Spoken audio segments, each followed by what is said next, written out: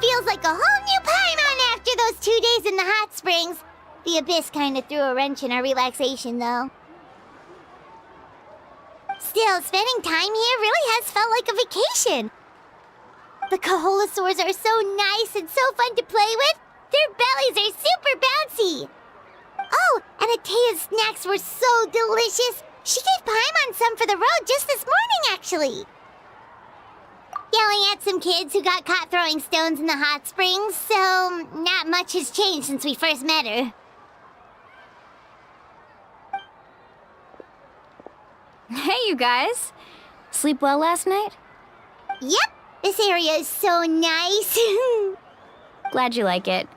I was thinking of taking you guys out to do some sea fishing. Later tonight, we can eat whatever we catch. Fresh fish is absolutely delicious right off the grill. Hey, Mualani! Yeah? What do you need? The team sent out to fight in the Night Warden Wars has returned. And Kachina? Is she back as well? Kachina fell in battle. But don't worry, the team was victorious, so the Rite of Resurrection will be held in the stadium soon.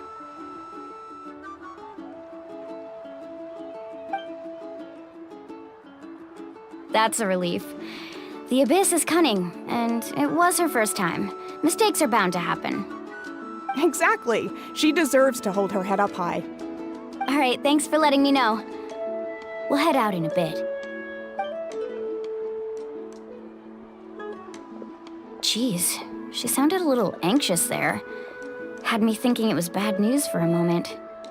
Mualani, you said the Abyss was cunning just now, but it seems like the Abyss just wants to destroy everything. Like, think about all those monsters that attacked your tribe. If there really was some sort of cunning plan, wouldn't it make more sense to send them to attack Kachina and her small team? Not that Paimon wants them to be in any more danger, it's just... Relax, I get it.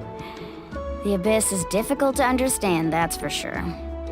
At a glance, it certainly seems like the only goal is total destruction. The Abyss isn't a living entity after all, so what capacity for logic or planning could it possibly possess?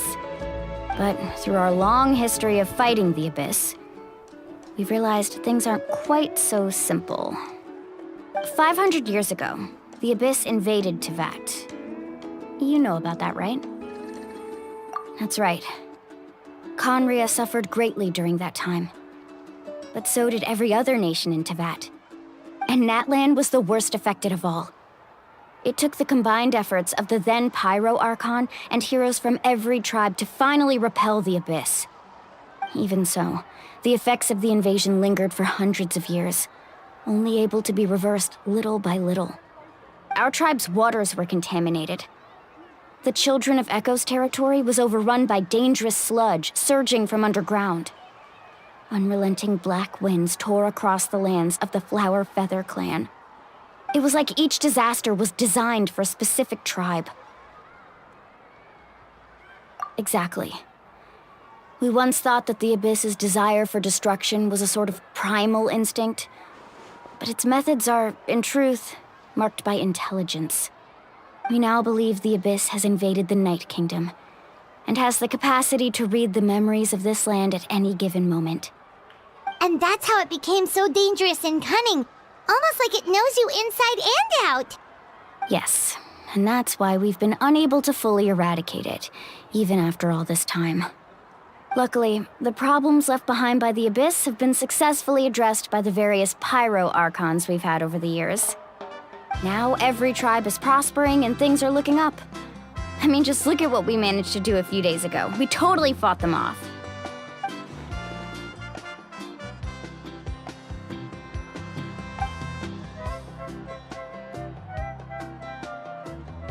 You must have had to sacrifice a lot to get to this point. Every battle, every sacrifice is in pursuit of a future where we get to stop fighting. Responsibility, duty, unavoidable burden. Everyone in Natlan views the war differently. But I believe we will be rid of the Abyss one day. And the efforts of all who fought against them will become a story for the ages. To think that my name could survive in ballads passed down to future generations, it's kind of romantic. Everyone has something that drives them forward, you know? We have to. Not only for ourselves, but for our future. Anyway, let's head to the stadium.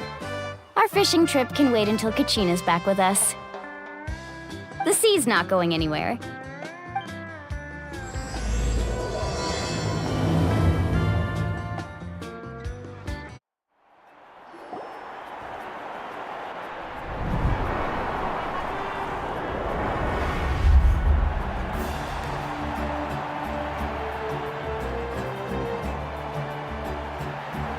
Whoa, this place is packed already! Of course. No one's gonna miss out on the chance to welcome our heroes back from battle. It's their moment of glory. Kachina's gonna be so flustered. She's never had this many eyes on her before.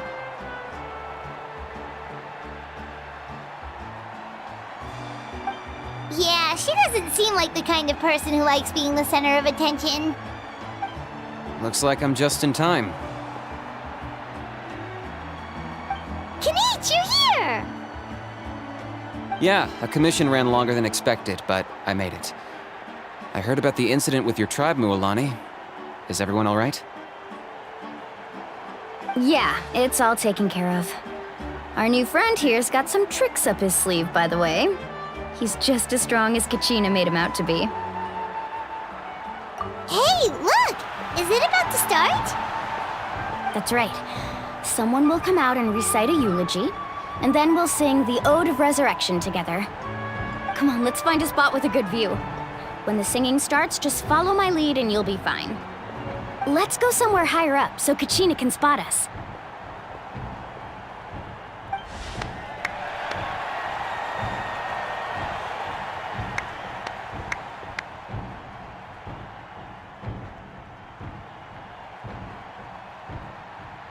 Warriors of Natlan, heed the call of life. We are the inheritors of memory and legend. Those who grew alongside sun and wind. Those who forged our own destiny and future.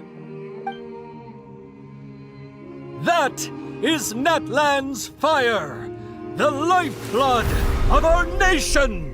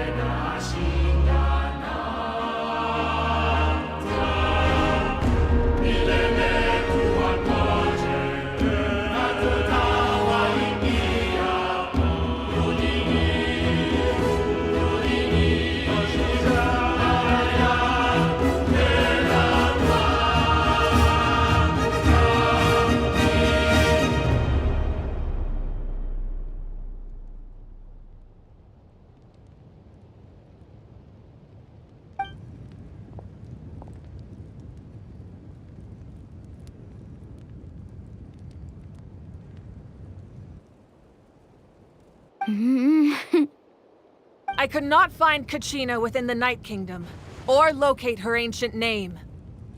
What? What does that even mean? Usually once the ode is complete, the Pyro Archon and resurrected person will emerge from the flames. But something went wrong. What's going on? This has never happened before.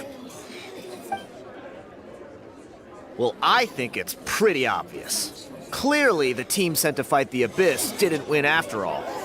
Think about it. The Ode rekindles all victors. We've witnessed it countless times. Since the Archon couldn't find Kachina in the Night Kingdom, that must mean there's more to this victory than meets the eye. Hey! You just haven't gotten over the fact that Kachina beat you in the pilgrimage! Pathetic. The both of you. Your wild guesses are misplaced. We completed our mission. Maybe you did, but who's to say whether that little girl even contributed at all? Maybe she got scared and ran off. Why would the YUB recognize someone like her, even if she was on the winning team? How dare you insult a hero of Natlan like that? Kachina sacrificed herself to repel the Abyss. She doesn't deserve to be subjected to your vile rumors when she's not even here to defend herself. Calm down, Mulan. There's no point arguing with the likes of them. I can't just sit here and let them slander her like that. To insult a hero of Natlan, the person actually has to be a hero. You... Think about it, everyone. Who do you think is really at fault here? A girl who never should have even gone to war? Or the great Pyro Archon? Why would the rules of our nation suddenly stop working? That's true. If she wasn't revived, it must mean she failed to achieve victory. Maybe the YUB interpret victory in different ways? I mean, that girl didn't look all that strong to me.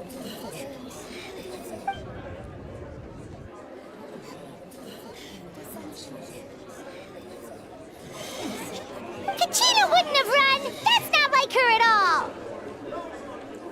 No, she's been waiting for this moment for too long. No matter how daunting the situation, no matter how scared she might feel, she's always the first person to stand up and face it head on. We don't even know what happened, so don't you dare try to use this as an excuse to vent your anger or slander her reputation. Fine. We'll find out what happens soon enough.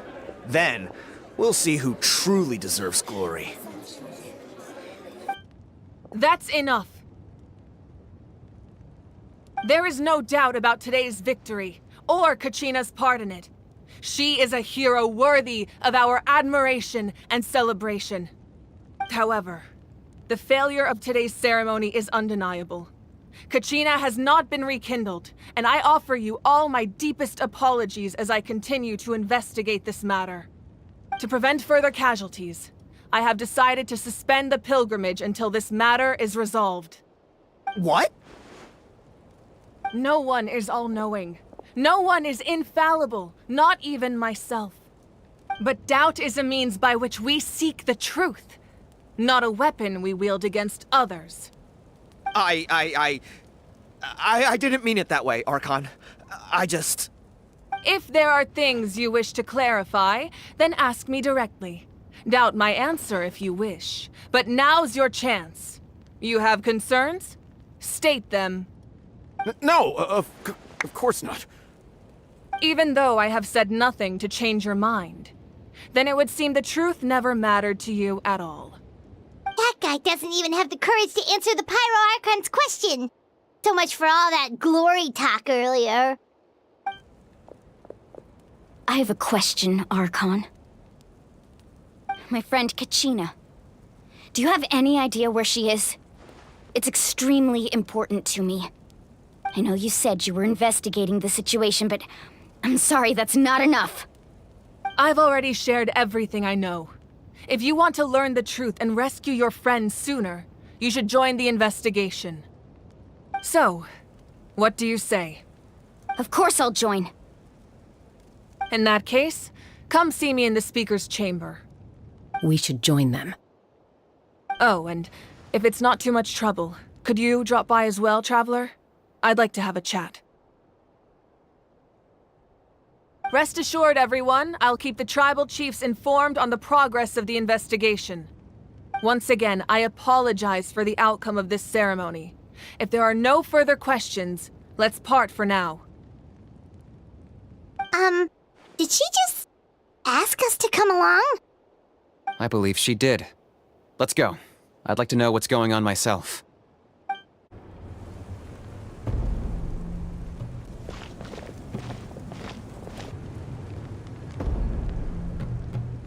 The situation is urgent, so I'll get straight to the point. Kachina is undoubtedly a hero of Natlan, and I'm deeply sorry this happened to her. There's been unrest in the Night Kingdom, but I don't know what's causing it. As a result, I've been unable to track down her location. Until we find and address the cause of the unrest, the Ode of Resurrection will continue to be ineffective. And that means Kachina won't be able to come back? That's correct. Not until the problem with the Night Kingdom is resolved. How long will that take? It's hard to say. Kachina always dreamed of fighting the Abyss, of doing her part to defend Natlan. She wasn't afraid of death because she knew, if it came down to it, the Pyro Archon would be there to bring her back to life. Whenever we sat down together, exhausted from training, she would always hum the Ode of Resurrection. She was supposed to come back to us. We were supposed to hug her and celebrate with her and share her joy. We supported her every step of the way, but what are we supposed to do now? Sit peacefully and wait for her return? Lose ourselves in grief over her death? Tell me, are we her friends? Or her murderers?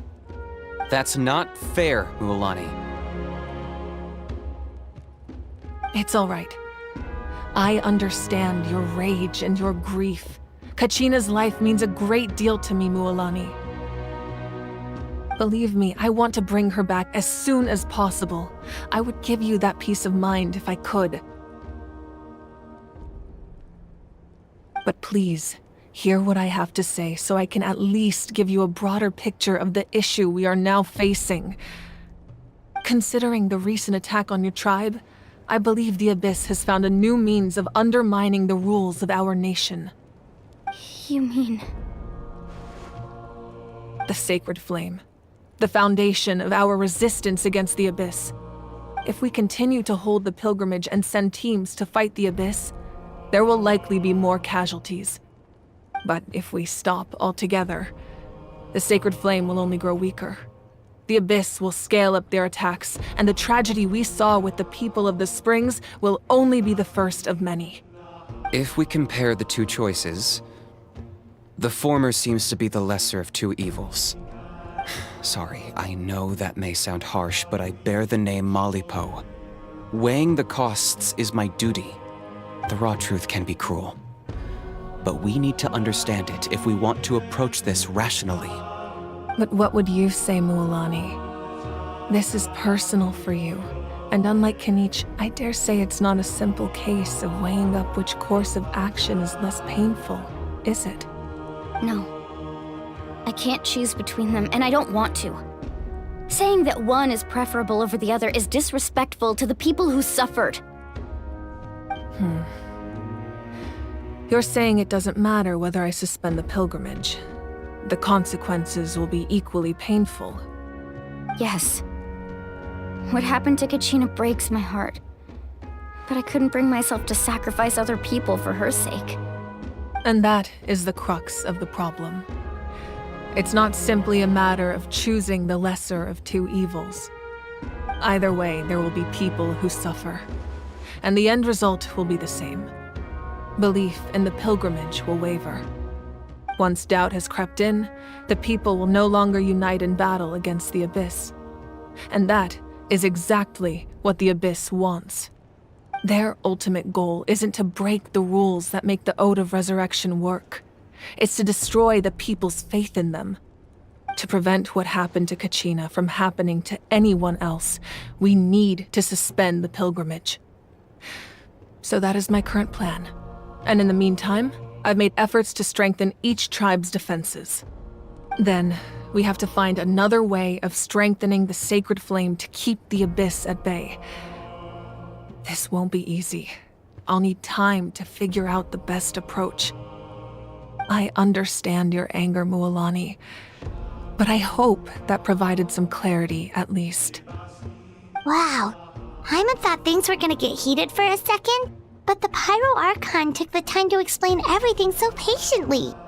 I owe you an apology, Archon. I let myself get carried away earlier, and I'm sorry. You're right. We need to focus on finding solutions. We could always hold the pilgrimage without sending a team to fight in the Night Warden Wars. That way, we would still be able to fuel the sacred flame. I've considered that, but the two events have nearly always been linked. Without the chance to fight the Abyss, pilgrimage rankings lose their prestige, and competitor numbers will drop. With fewer participants, the amount of contending fire produced will decrease, and the vicious cycle will continue indefinitely. So, essentially, the Abyss has taken Kachina hostage. You've learned about the concept of ley lines during your travels, yes? The Night Kingdom is something similar. Staying there for a short period of time shouldn't have an effect on the person. But with the Abyss in the picture, it's a different story. Your sense of self will be devoured until eventually you become one with the Sea of Souls. Imagine pouring a cup of water into a rushing river.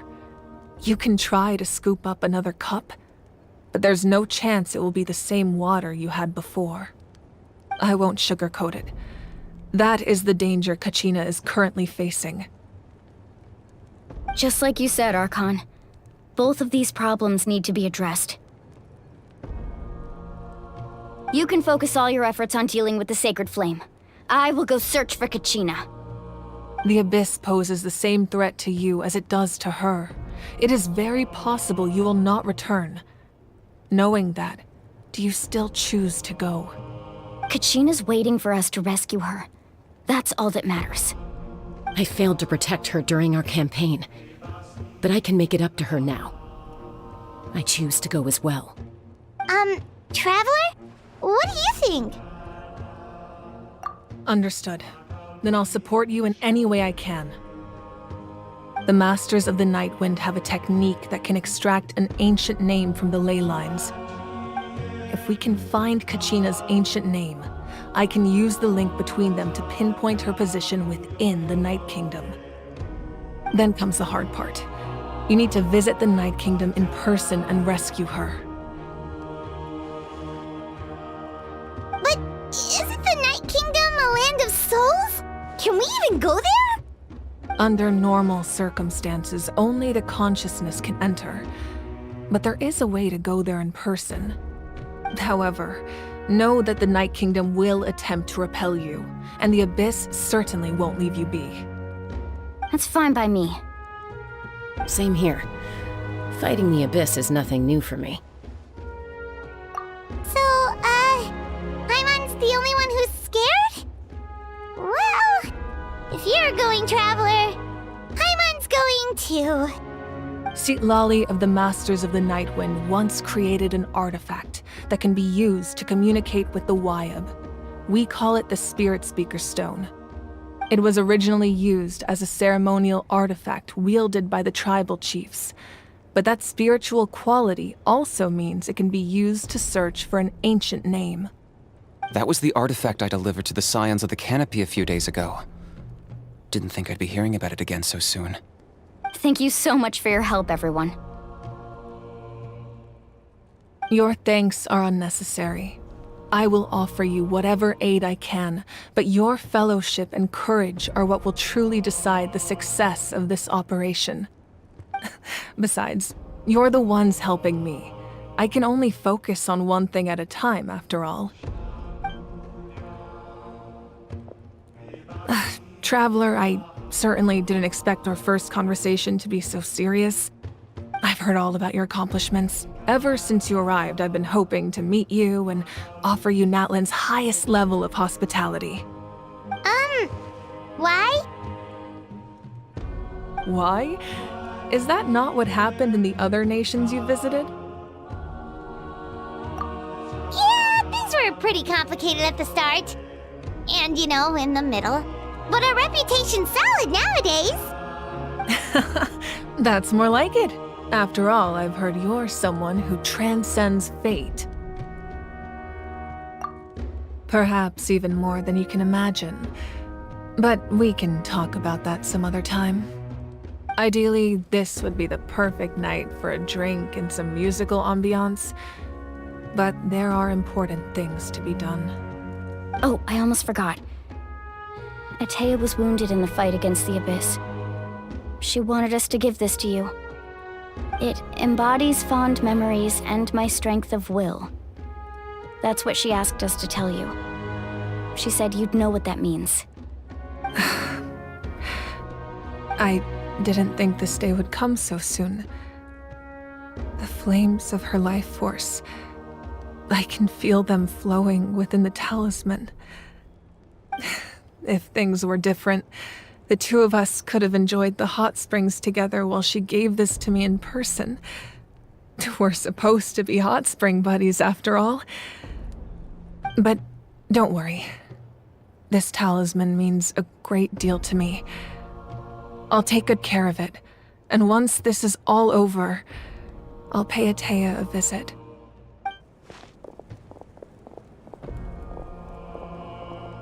You said you didn't want to jeopardize the production of Contending Fire.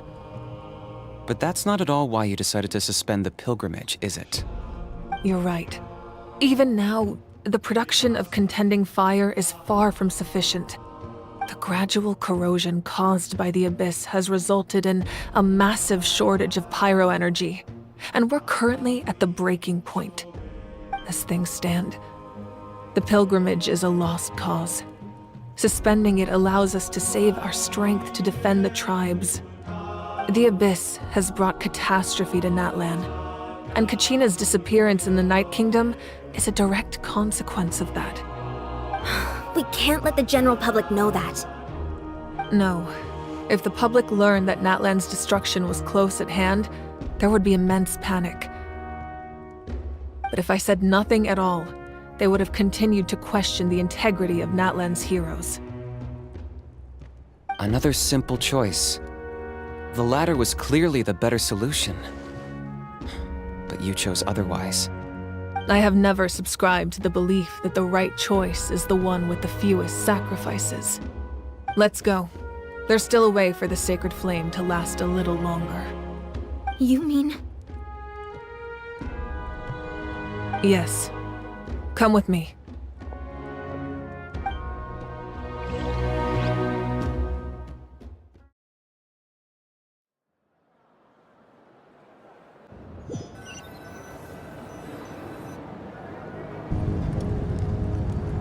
The sacred flame must never go out. Not only does it strike fear in the Abyss, but it's also the pillar of Natlan's stability. So until our heroes are ready, I will sacrifice my power to keep it burning. But that can only last so long. I think we should focus on the remaining ancient name-bearers. Don't let desperation cloud your judgment. Those chosen by the Wayab have already embarked on their destined path. It is for them to decide how that journey ends, not us. All we can do is support them. Even so, for you to make this sacrifice, it's not right. If not me, then who? No other is capable of sustaining the sacred flame. I possess great strength, but I'm not above my people. This is part of my duty.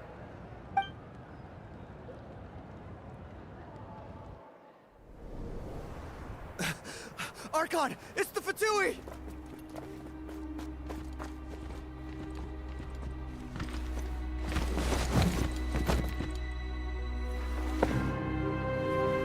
The Archon of Natlan. A force to be reckoned with. The secret of the ley lines is no secret to me. Long have they been destined for ruin. And since the oath made 5 centuries ago remains unfulfilled, what use is the Gnosis in your hands? I don't know what you mean. But it sounds like this is about more than the Tsaritsa. In times of crisis, someone must pick up the mantle of salvation. Your plan has reached an impasse, And now it falls to me to create new rules for Natlan. But before the dawn of a new age, the old must be destroyed.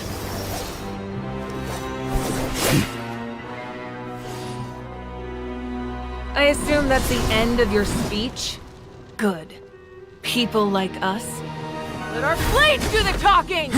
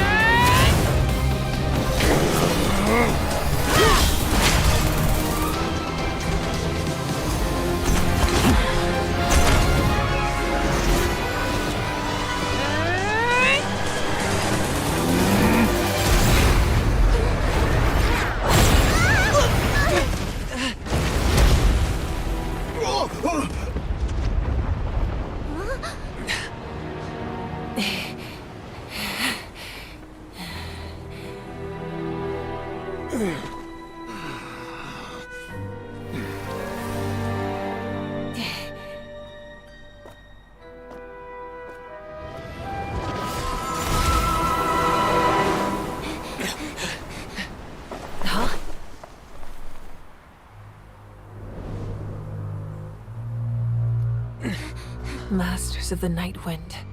Send word. The captain and his followers must be apprehended.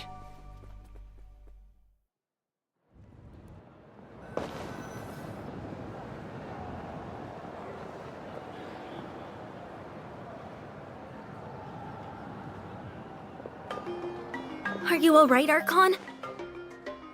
He was a formidable opponent. Exactly what I would expect from the first of the Fatui Harbingers.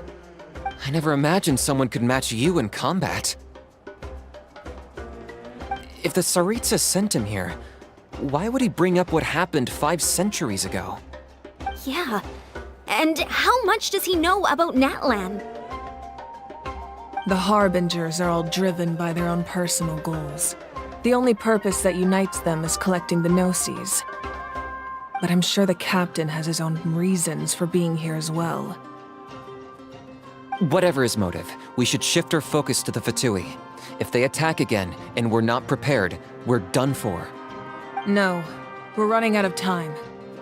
The wound I inflicted should hold him back and weaken him for the time being. Besides, I'm sure you noticed, the power that came to his rescue just now came from the Masters of the Night Wind. In other words, there are traitors among us. Not necessarily. This could prove to be a very valuable turn of events. When we exchanged final blows, I sensed an unusual presence within him. I'll need to investigate further. Kinich, go to the Masters of the Night Wind and look into who could have aided the captain. Speak to Sitlali. She should know. Of course, I'll head out right now. Do you still intend to... Yes, but fear not.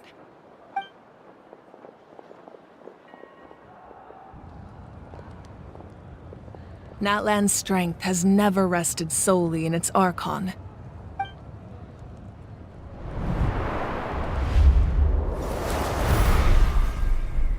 Together we foresaw the only path that leads to our nation's future. We must trust in that vision now.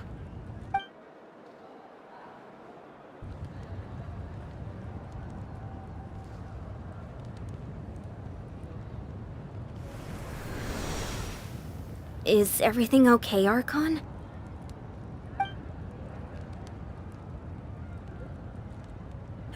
Completely fine. Just lamenting the fact that I never got a picture when I could still turn my hair into flames. Too late now. I just hope the others have a safe journey.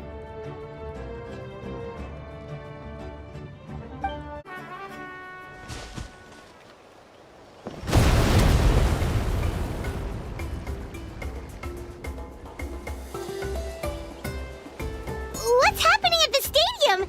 Did something explode? It feels like the Archon unleashed her power. She must be fighting a formidable opponent. Should we go back and check what's going on? Have faith in the Archon. She wouldn't lose in a one-on-one confrontation. Once we find Kachina's ancient name, we'll head right back. Okay, let's just keep climbing. Everyone really hopes nothing goes wrong.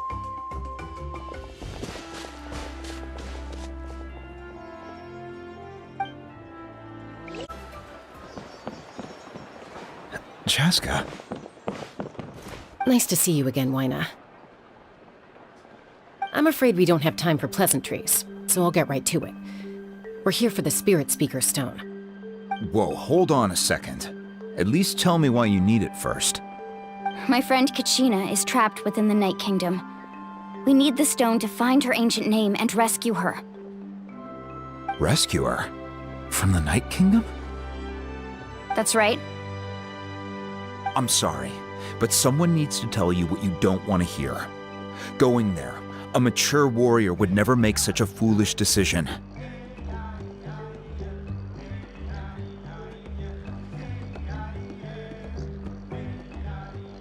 The nature of battle is unpredictable. You never know how it's going to end. Losing a friend is tragic, but when that happens, the best thing you can do is focus on how to prevent further casualties. I appreciate what you're trying to say, Chief Wyna. But if the price of maturity is abandoning a friend in need, I'll choose foolishness any day. If Kachina's still holding on, then so will I. I thought you might say that. Is something wrong, Wyna? This doesn't seem like you. Life isn't complete without taking risks. That's always been your mantra. It's nothing. The Night Kingdom is a dangerous place. Can't blame me for checking if you were up to the task. If you're that determined, far be it from me to stop you. Here's the stone. Keep it safe, okay? It's not like we have a spare. Thank you. Seems like you two go way back. But aren't you from the Flower Feather Clan, Chaska? Oh, Chaska's a peacekeeper, so she's famous throughout the tribes. She's always the one people call to resolve conflicts, so we slowly got to know each other that way. Her younger sister Quichi's always hanging around our tribe, too. She's helped us out a lot in the past. Oh, you have a younger sister? Yes, I'll introduce you to her sometime. But let's get back to business. Wyna, how do we use the stone? As you probably know, your intended destination is completely different from the real world. The Night Kingdom is like a river flowing with concepts, and the ancient name you seek is like a tiny fish swimming downstream. In that sense, the stone is like a fishing boat drifting down the river, but the boat alone isn't enough. You need a fisherman experienced enough to steer it in the right direction. We couldn't do that ourselves? With a little practice, I'm sure you could. You have the strength and the talent. If you want to make sure this works, though, I could recommend someone to you. Who? Vichama, a legendary warrior and scout from our tribe. He's got a keen eye and a well-honed intuition. Even his ancient name means to seek. If you're fishing for a name, you're gonna want him on the boat. Vichama? Why does that name sound familiar? He's one of Auntie Atea's hot spring buddies. I've heard stories about him. Where can we find him? Ever since Malco passed, he spends most of his time gazing out at the scenery from the cliff tops. Follow the path that way, and I'm sure you'll find him. Thank you. We'll go look for him there. Good luck. I hope everything goes well.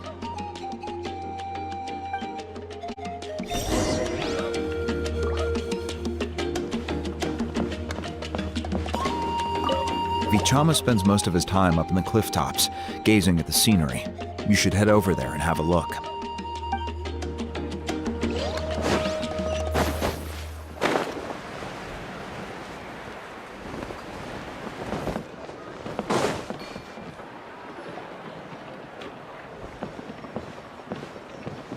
Someone admiring the scenery from the cliff tops.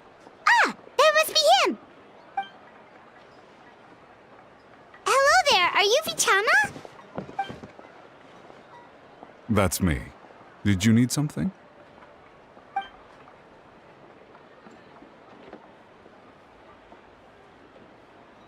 What? You're saying you can bring someone back from the Night Kingdom? How is that even possible? No, if you really think about it, anything's possible in that kind of place. But that would mean... Are you okay? You don't look so good. Everything's fine. I'll help you, but I do have a small request. After I help you find Kachina's ancient name, I want to use the stone to look for my friends as well. Your friend? Oh, why not mention someone named Malco? Is that who you're talking about? Yes, but I'd rather not get into it if it's all the same to you. That's not a problem. We agree to your request. Yeah. Since you're helping us find Kachina's ancient name, it's only right that we return the favor. Then we're agreed. Can I have a look at the stone?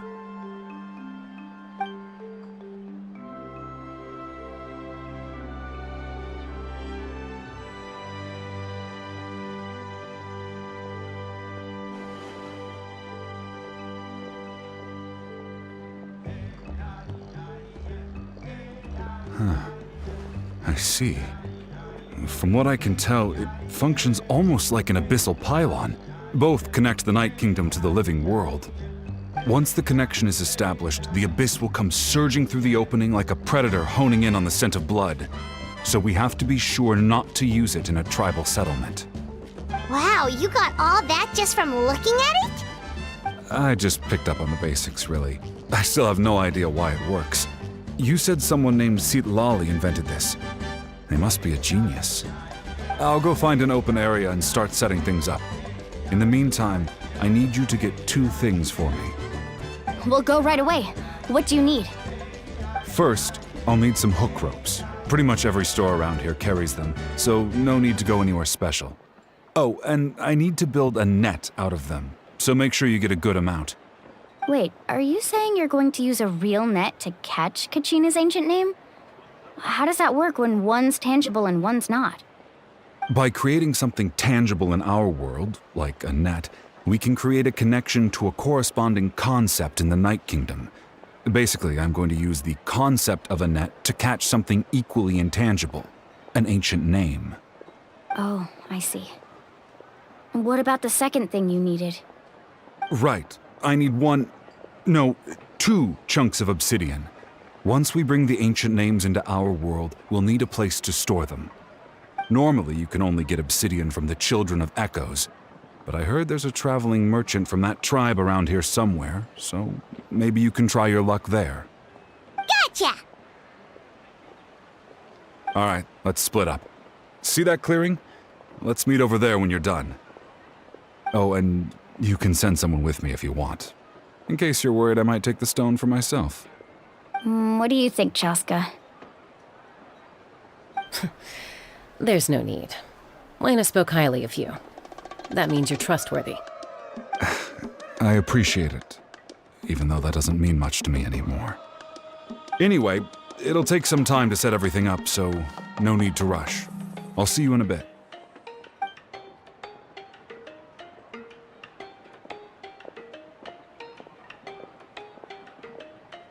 What an odd guy. He seems so defeated, but also really invested in the stone at the same time. I don't have any more insight than you, Paimon. Let's just focus on the preparations for now. Hang on, Kachina. We're coming for you. Hello. Do you have any hook ropes for sale? Hook ropes? As in rock climbing equipment? Yes. How much for your whole stock? Oh, the whole thing? Let me see. That would be 30,000 mora in total. Deal? Deal. Wait, really? What, you want me to drive down the price? We just need these as fast as possible. Thanks. Oh, no problem at all. I'll even pass along some information on the house. These ropes are usually used by rock climbing enthusiasts. If you want to learn, Roka's the person you want to ask. All right, that's everything. Here you go. Now we need the obsidian. Let's go talk to the traveling merchant Bichama mentioned.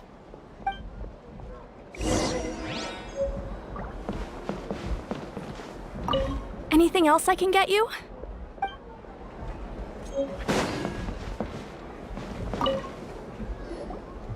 Excuse me, do you sell obsidian? Why, yes. I've got a chunk for sale right over there. Perfect. Is that the only one, though? We actually need two. That might be tough. Tell you what, I'll take a look through these boxes over here and we'll see what we can find. Thank you so much. We'll wait here.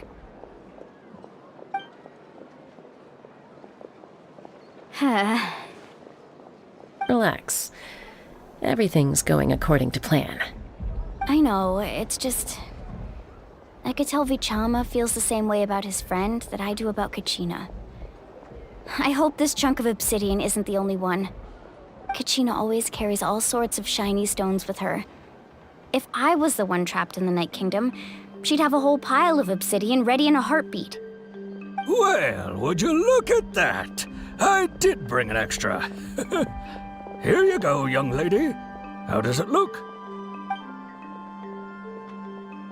Perfect! Thank you. How much do I owe you? If you hadn't shown up, these stones would have just sat here collecting dust. I'll take 3,000 mora for both. Here you go. By the way, I heard you mention Vichama just now. You running an errand for him, then? How's he doing? Malco's been gone for 5 years now. It's about time he started to move forward. Do you know what happened between them? I heard about it in passing while I was out drinking one night, but I don't know all the details. Vichama and Malco grew up together, and even made a name for themselves together. Malco was an amazing fighter, capable of knocking out multiple opponents in a single hit, while Vichama excelled at scouting and analyzing the battlefield. The two made an excellent team, and managed to beat back the Abyss several times. 5 years ago, they both emerged triumphant in the pilgrimage, and were placed on the same team to fight the Abyss. But on the eve of battle, the Abyss launched an attack on their tribe, and Vichama suffered an injury to his leg while attempting to rescue someone. Then what happened?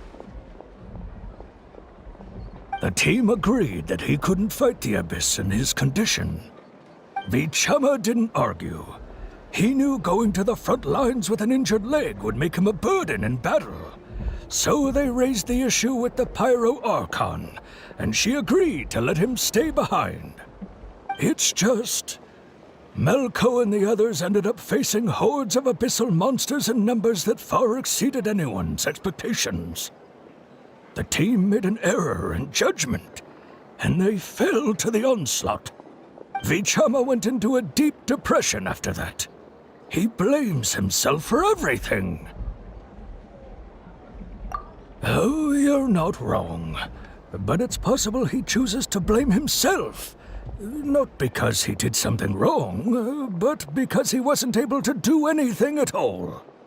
I've tried convincing him to move forward, to stop dwelling on the past. But the shadow of Malco's death hangs over him still. The Abyss has caused so much suffering, and some wounds never heal. I wish there was something he could do to make himself feel better. But... anyway, that's the gist of it. Maybe you could help him talk things through sometime. I would really appreciate it.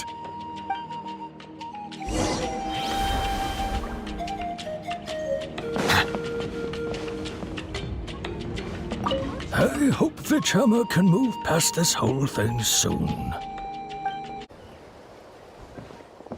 Did you get everything? Yep, it's all here. When do we start? I've made all the necessary adjustments, so we're good to go. As agreed, I'll help you find Kachina's ancient name, and then you return the favor. Go ahead.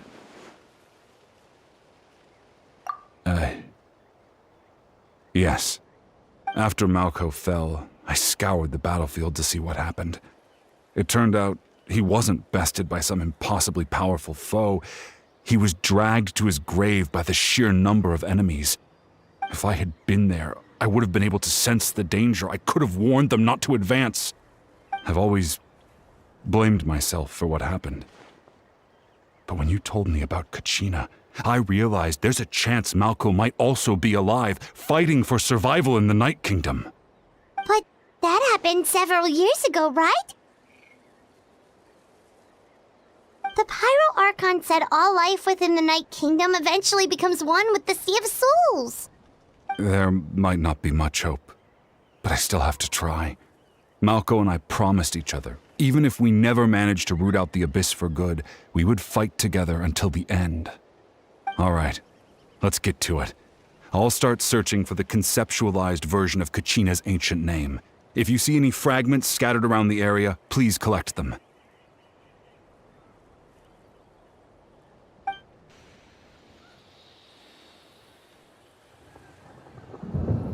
Make sure you prepare yourselves for battle. As I said, the stone will link the mortal realm to the Night Kingdom. The Abyss will likely emerge in response. Look at that golden thing. It must be one of those fragments Vichama mentioned. Let's get closer. Illusion shattered!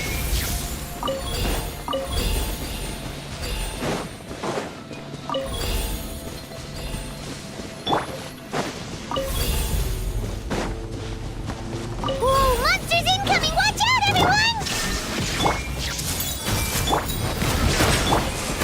Solidify!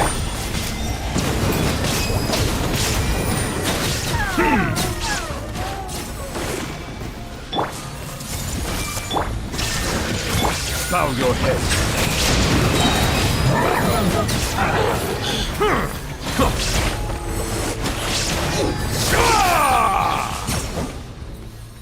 How much longer, Vichama? Not long! We're getting close!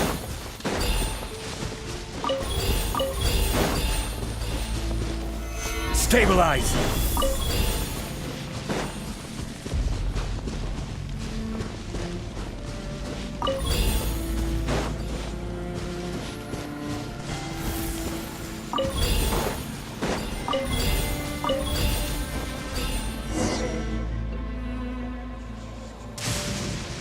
Vichama!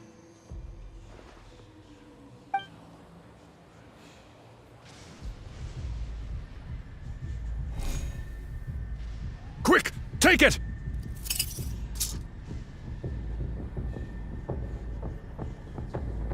I found Kachina's ancient name.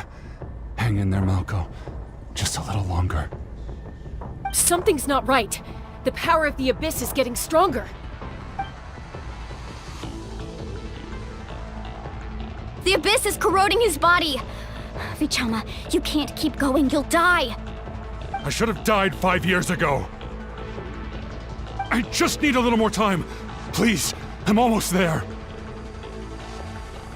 Thank you.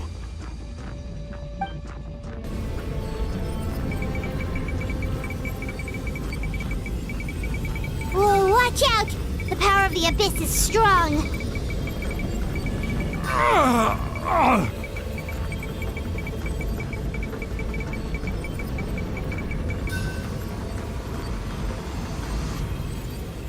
This power. Hanging in there? Malco. No! Why can't I find him? Why? We can't wait any longer. Pull him away from the stone, Mualani. I already tried, but the power of the Abyss has him in a chokehold. It's like he's tied to the stone with an invisible rope.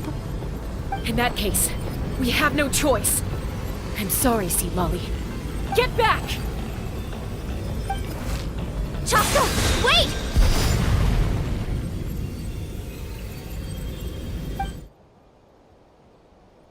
Ouch! What happened just now? It looked like the Spirit Speaker's stone was... The stone's power was spiraling out of control. The only way to stop it was to destroy it. You were all caught in the shockwave of the explosion.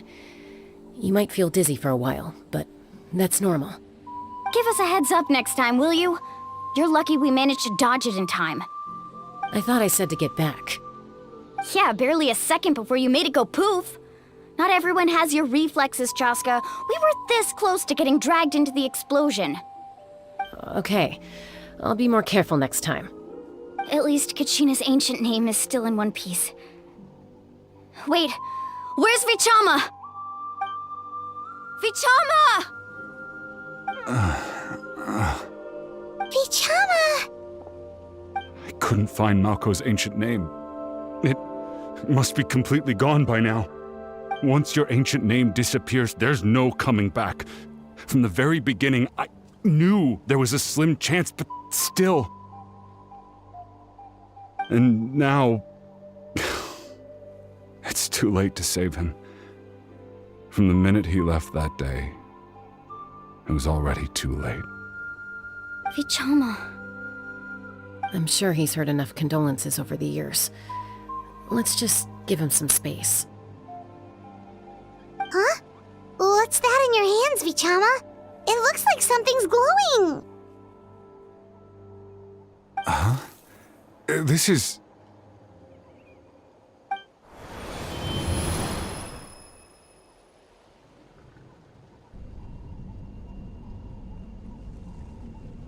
Hey, Malco. Got any strength left? Not enough to swing a sword, but to say a few last words? Sure. Too bad. No one will get to hear them. I never thought I'd actually die on this mission. Not that I'm afraid to die. It's just... hard. Thinking about my mom's face when she hears the news. Guess I have something to be thankful for then. My parents died a long time ago. They won't have to mourn me.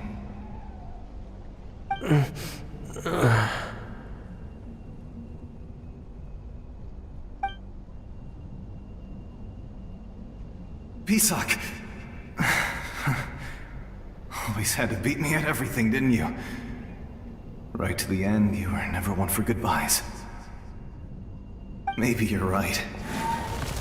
Maybe no one will get to hear our last words. But just in case... Vichama, I'm so glad you didn't come with us. Don't be sad. Just keep on living. For the both of us.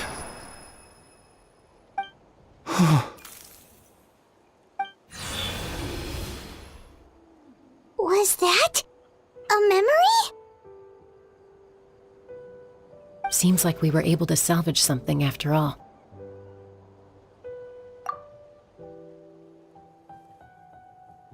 Of course. Seeing him, hearing his voice again, it makes me unbelievably happy. But it also brings with it an even deeper pain. A deeper pain? Why? Malco was always the type to put on a brave face. But in that memory just now, his hands were shaking, and his smile was forced. For all these years, I regretted not being able to fight alongside him to the end. And now I know, at the end of his life, he was thinking the same thing. Vichama. I'm fine. Actually, I heard Chief Wyna wasn't really on board with your plan to go to the Night Kingdom. When you asked for my help, I hesitated too. I knew helping you find your friend's ancient name meant leading you one step closer to danger. But I also understood why you had to try. Everyone has regrets in life, but not everyone gets the chance to make up for them. Once allowed to fester, guilt strips us of our most valuable qualities as warriors. In that sense, we might as well choose the braver path from the very beginning. If I could do it all over again, I would have followed Malco to the front lines no matter what. Even with an injured leg, there were still things I could have done. That way, even if the outcome stayed the same, I still would have fought alongside him to the end. There are critical junctures in life, and if you don't seize the chance to act, there's no going back. That's something I had to learn in hindsight. But you're still at the crossroads of your journey, so I hope you can walk away without regrets. Thank you, Vichama. I feel even more determined now. Kachina will come back to us. I'll make sure of it. I promised I would find her, and I intend to keep that promise. That's good to hear. Strange. My body, it's... Once abyssal corrosion enters the body, a portion will fuse itself to your internal organs. Even though the Traveler possesses powers of purification, the corrosion can never be fully eradicated. Thanks to him, though, you were only briefly exposed. Slowing your breathing and controlling your emotions should help you keep the symptoms in check.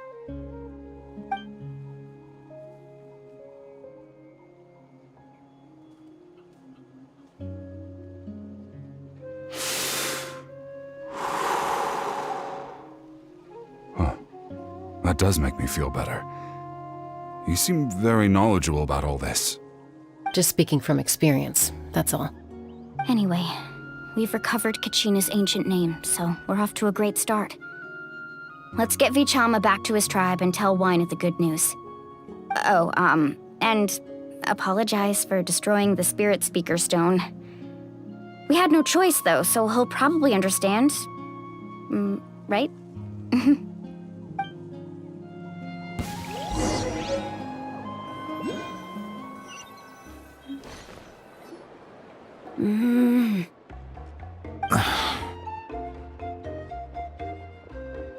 Koichi, are you really gonna just stand there like that?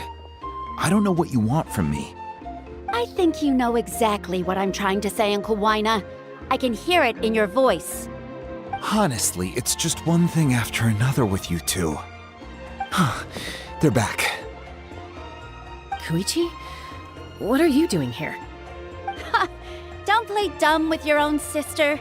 You know exactly why I'm here. My apologies, everyone. I just need to borrow Tosca for a few minutes. You come with me.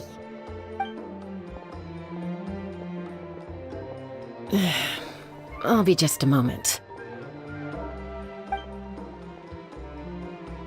Who is that? Koichi, Chaska's younger sister. Although the two aren't actually related by blood, it's kind of a long story. It's not really my story to tell, but I guess it's not a secret. You see, Chaska was actually raised by cuckoo sores. She was afflicted with a rare disease when she was a child, and abandoned in the wild as a result. The Abyss found her out there, all on her own, and tried to devour her. But in the end, All that did was trigger her will to live. That strength of will pushed her to survive. But it also planted a seed of conflict within her. Eventually, she was adopted by the Cuckoosaurs. Wherever they went, she followed, getting into fights right and left. For some reason, Paimon can totally imagine that. Well, when Chaska finally returned to human society, it was Koichi's parents who adopted her. At the time, Chaska still had a habit of getting into fights, so Koichi was always taking her around, apologizing to everyone. Ah, I remember those days. One of those fights was definitely with me. But, you know, kids. You're fighting one minute and your friend's the next. Eventually, she found a way to rein in that desire to fight. And now she's who people call to resolve conflicts. She's known as the Peacemaker. It sounds like she still argues with Koichi, though. Don't siblings usually stop fighting when they get older? That's partly my fault. Koichi asked me to stop Chaska from doing anything dangerous, but you probably know by now, once Chaska makes up her mind, there's no changing it. Oh, I get it. No wonder you tried to talk us out of going to the Night Kingdom. Chaska even said that wasn't like you. I'm all for your adventure. You need to take risks when you're young, because by the time you're my age, you couldn't attempt something like that even if you wanted to. Better try now than live with regrets later. That's what I say. Still, I can understand where Koichi's coming from. In the end, nobody wants to sit back and let a loved one put their life on the line.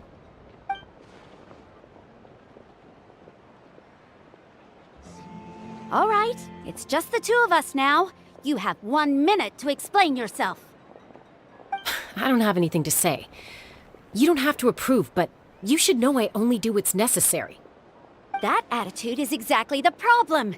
It's like you don't care. You try to sneak off to the Night Kingdom behind my back and then play it down as if it's just a trip abroad.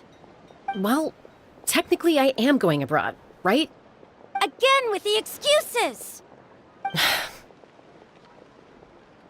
We agreed, didn't we? There are 4 levels of danger. If it's not something urgent, you can only engage in level 2 danger and below. You can only go up to level 3 if a situation is so dire there's absolutely no alternative. But a trip to the Night Kingdom? If that's not a level 4, I don't know what is. And you were just going to sneak into the place without saying anything. What do you mean, sneak into the place? I always planned on walking in there with my head held high. You bought off Uncle Wina, didn't you? He promised me he'd stop you from doing anything dangerous. Oh, it's like he didn't even try. You feel like he went back on his word. What if I told you my mind was made up, and there was nothing he could have done? Not even by force. Oh, I knew it! So he did try to say something, but you didn't listen. This is important. If you were in my shoes, you'd make the same decision. You don't know that? I'm a doctor, and I handle logistics. If you're going to waltz into a dangerous situation where you could lose control at any moment, it's my duty to say something. All right, whatever. Anything else? What do you mean, anything else? Why don't you reflect on what you've done and promise me you'll stay put? Time out. Is this one of our normal arguments or a serious one? Chaska, does it sound like I'm joking? Then, you need to know something. What happened to Kachina was partially my fault. I can't leave her there to die. That's not who I am. But the person you become when you lose control, that's also not who you are. That's a different issue. You said it yourself. A person is only as good as their morals. If I want to live in Natlan, I need to display qualities that make me worthy of this nation. I've also told you that managing your condition is equally important. Sometimes you have to make sacrifices. All right, let's stop this here. If we keep going, I might actually have to get serious. And I think Wina prefers his roof attached to his house. Is that a threat? That sounds like a threat to me. Koichi! Younger sisters are supposed to listen to their elders. So, you're really going to go, no matter what I say? I'm supposed to be your sister. Then support me. I'll be back. All you have to do is wait. Chaska. So, that's it. Why'd you have to turn out to be so darn annoying?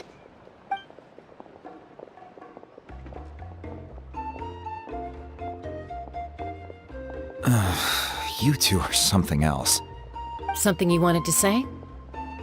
I know you aren't related by blood, but you two sure are similar. Really? You know, I said that very thing to Koichi not too long ago, and she reacted the exact same way, down to the very tone of voice. It's not my place to get involved, but I will say this. Try to spend a little more time with your sister. You're tough kids. That doesn't mean you have to go it alone. Thank you. Anytime. All right. If you're done with the Spirit Speaker Stone, you might as well hand it over. According to Kinich, it's an important ceremonial artifact, so it'd be safer to keep it with me. About that. If only Tone Deaf Bard was here, he could have repaired it just like the Holy Liar. It might be in a few more pieces than you remember. Huh?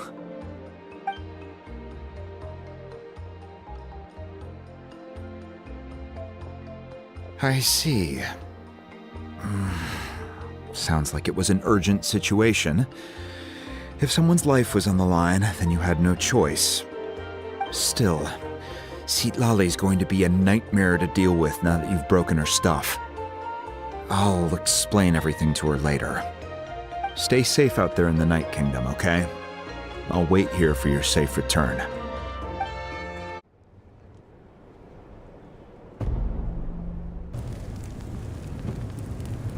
We're back! We found Kachina's ancient name, too! Well, it's fairly complicated. Let me give you the condensed version. The Fatui again? We can't go anywhere without them causing trouble. But what if the Fatui finds out you've lost your power? Won't they try to take advantage of the situation? That's why it has to be our little secret. No one else can know, or we're asking for trouble. Look, I wish I could offer you some sort of consolation, but I won't lie to you. With multiple factions closing in, there's nothing comforting about the situation we're facing. Still, all you need to do is focus on your goal. You can leave the complicated matters to me.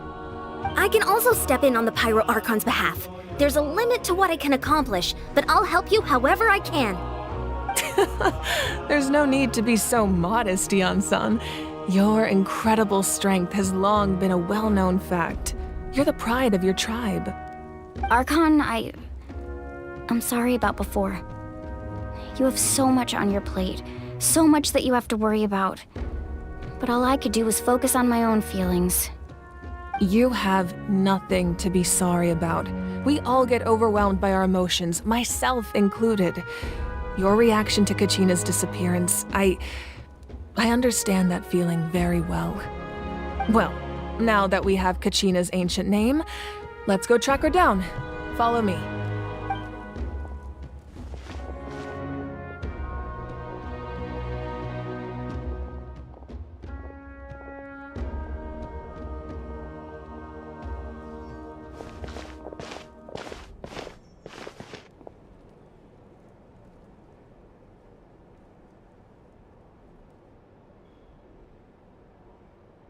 What is this place? Hey, isn't that Atea's talisman? Good eye. This is where I store all the various mementos I've collected. Whoa. I've never seen this place before. There's so many things in here. It looks like there are items from every tribe. Collecting them must have taken a lot of effort. I suppose you could think of it as a hobby of sorts.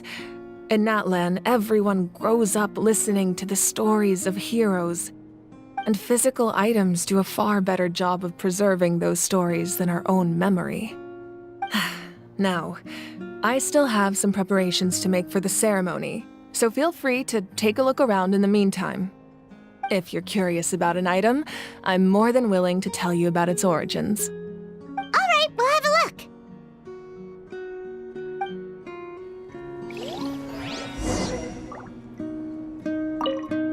This flower looks like it's thriving. You must be good at taking care of plants, Archon.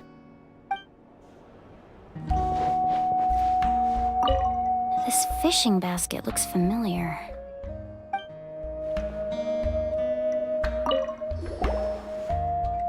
Hey, there's a fishing rod here.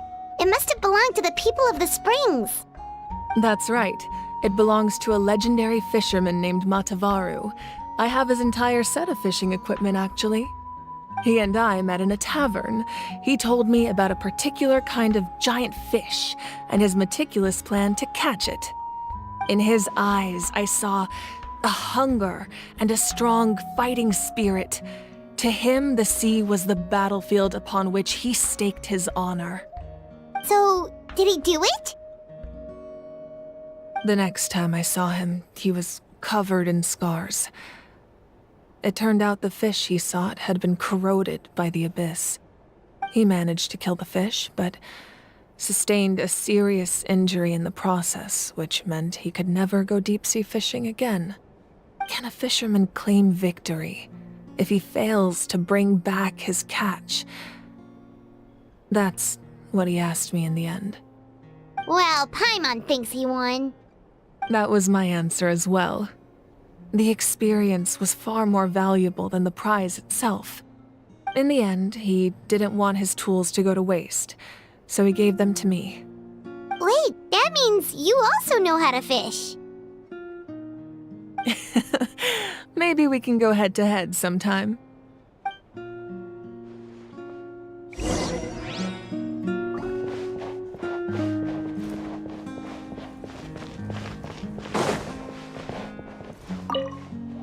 Make sure to handle everything with care. This cup, for example, it's heavier than it looks.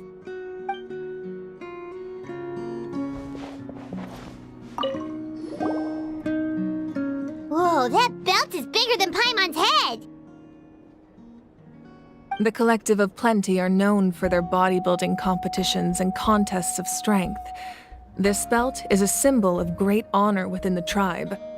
The association with strength might also have been the reason the original belt was extremely heavy. It was difficult for even two people to lift. And even if a warrior had the strength to put it on, wearing it for any length of time would still leave them gasping for breath.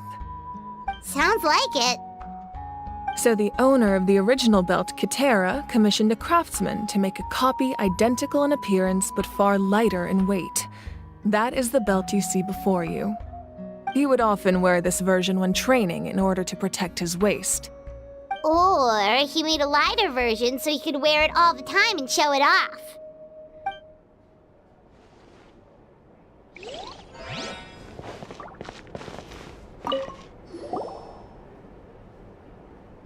There are so many jars and potions around here. Do they have anything to do with alchemy? No, those belong to the Masters of the Nightwind. They're ceremonial tools used to amplify the ability to communicate with the Night Kingdom and the Wyab. Yamaya is an expert in this field, and she taught me a lot. Even though she appears stoic and serious, she actually has a keen sense of humor. The tools you see here are quite traditional. Her students found them outdated, so she passed them on to me. The contents of the jars aren't all that special. Oh, except the big jar in the middle. That's what she really wanted to give me. Ooh, must be something really cool. What's inside? Grape juice. Huh? It's quite tasty, although probably expired by now.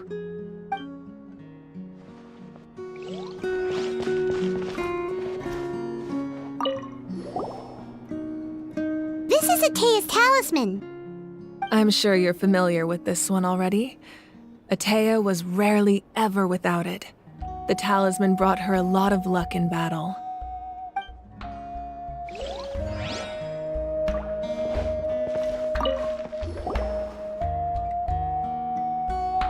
The powder still needs some time to settle, so let's wait a little longer. Well, what do you think of my collection? Do you feel like you have a better understanding of Natlan's culture now? Yeah!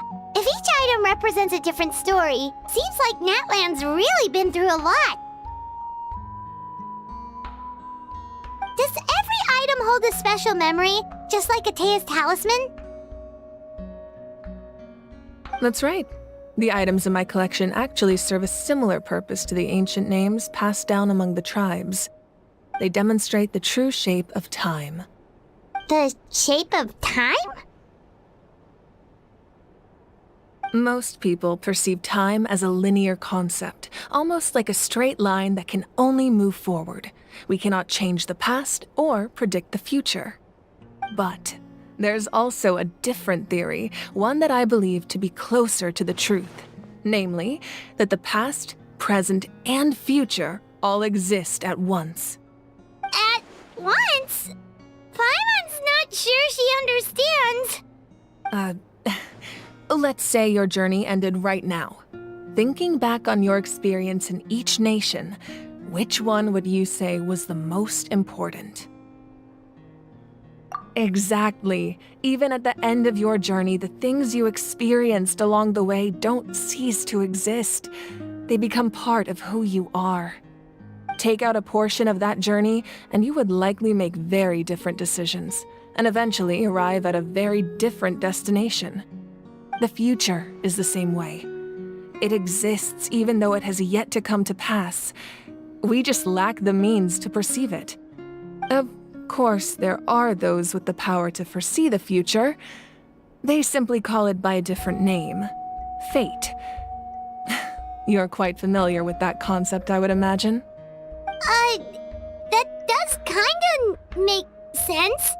The future hasn't happened, but already exists. Humanity excels at living in the present, but too often we forget the past and neglect the future. While the pilgrimage and the Night Warden Wars lead us to a better future. Only by uniting the people of Natlan across countless eras can we fight back against an enemy as formidable as the Abyss. To come up with such a set of rules, the first Pyro Archon must have possessed a level of insight I can only imagine. That's correct. At first, he was a mortal man with no special power. After he ascended to the Divine Throne, he used it to borrow power from the heavens and establish the rules of Natlan. Namely, a framework through which ordinary people can ascend to Archonhood. By holding the pilgrimage, we're able to determine the strongest among us. And when that person ascends to the Divine Throne, their inner flame will awaken. In addition, the sacred flame will grant them significant knowledge and memory of this land. After all, that's how I came to know everything I just told you. So, it all comes down to the power of the Divine Throne and the rules. Wait, is that a family portrait?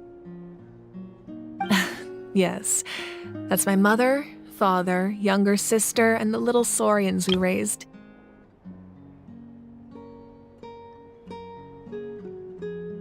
I turned a piece of my dad's leather armor into a canvas and commissioned a famous artist to paint our likeness.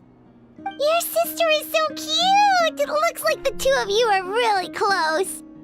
Paimon was having a hard time thinking of an Archon as an ordinary person, but seeing this portrait, it kind of makes sense now. It really doesn't look like there was anything special about you before. Oh, wait, is Paimon allowed to say that? A little late for that question, don't you think? Sorry! Paimon's so sorry! Paimon's mouth works faster than her brain sometimes. It's alright. I'd never get upset over something like that. No matter what others may say, my past is a precious part of my identity. I'm forever proud of the life I used to lead. Becoming the Archon doesn't mean you sever ties with your family. The position just comes with a lot of responsibilities, so it impacts how often you get to see them. My father made the most delicious stew, so my sister would often bring me a large pot of his cooking, and we would sit on a blanket and eat it together. One time, we didn't close the door securely, and the Saurians who were raising ran into the room and knocked over the entire pot. My sister immediately burst into tears. The two troublemakers were going for the meat, but when they saw my sister's distress, they froze on the spot. I still remember the way they laid there, sulking like a pair of children, even after making such a mess. It was frustrating, but in the end, all I could do was comfort my sister and move on. Wow. Isn't that what being a family is all about? I think about that story a lot, actually. As the Archon, I made a vow to defend this nation, and experiences like that, they remind me exactly what I'm trying to protect. Well, what happened after that? This portrait looks pretty old. Your sister must be all grown up by now, right? I believe she ended up working as an architect and artist. She built many houses and crafted many beautiful works of art. Anyway, that's enough about me. Now that the powder is settled, we can begin. Ian-san, Mulani, Chaska, over here, please. Place the ancient name up there, and then we'll begin.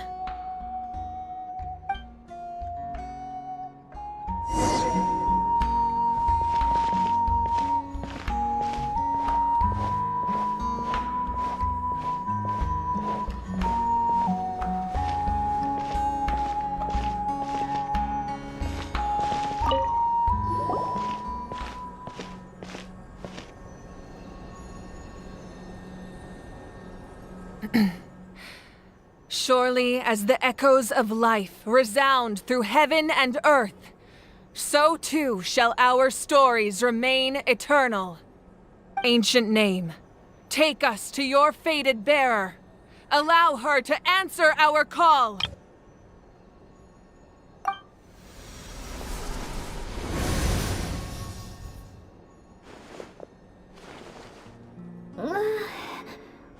Am I hallucinating again? Kachina! Are you okay? Huh? I'm not seeing things, am I? Is the Abyss playing tricks on me again? It's okay, Kachina. It's just us. We're trying to find a way to bring you back. Everyone, you have to listen to me.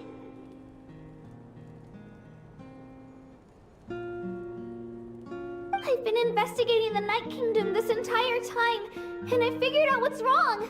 The Wyab is being affected by the Abyss.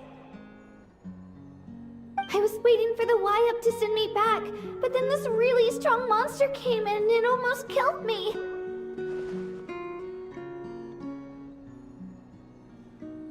The Wyab saved me, even though its power is weakening, so I've been hiding from the monsters while trying to find a way to help. The Night Kingdom has become a huge mess, though. I keep hearing these awful sounds and seeing really horrible things. Don't listen to those sounds, Kachina. The Abyss is trying to strip you of your sanity. All you need to do is stay safe and wait for us. We'll be there shortly. It's okay. I feel so much better now that I've had the chance to talk to you guys. You don't need to worry about me. I've never been strong or special at all, really. So I don't blame anyone for forgetting about me or leaving me behind. Just knowing you care is more than enough. I'll find a way back. You don't have to put yourselves in danger to come rescue me. You're always like this, Kachina. Now's not the time to act tough. We're coming for you, and that's final. I don't know what lies the Abyss has been feeding you, but I'll tell you something right now. Nobody here sees you as a burden. You're a victor of the Night Warden Wars, a hero of Natlan. All you need to do is wait for us to rescue you, and you'll get all the applause and recognition you deserve.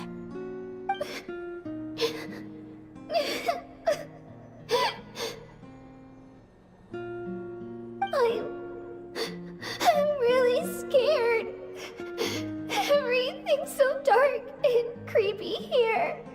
And I want to go home. Still, I don't want you to put yourselves in danger because of me. I don't want to hold anyone back ever again. All you need to do is place your trust in us, just like you always have. No one fights alone.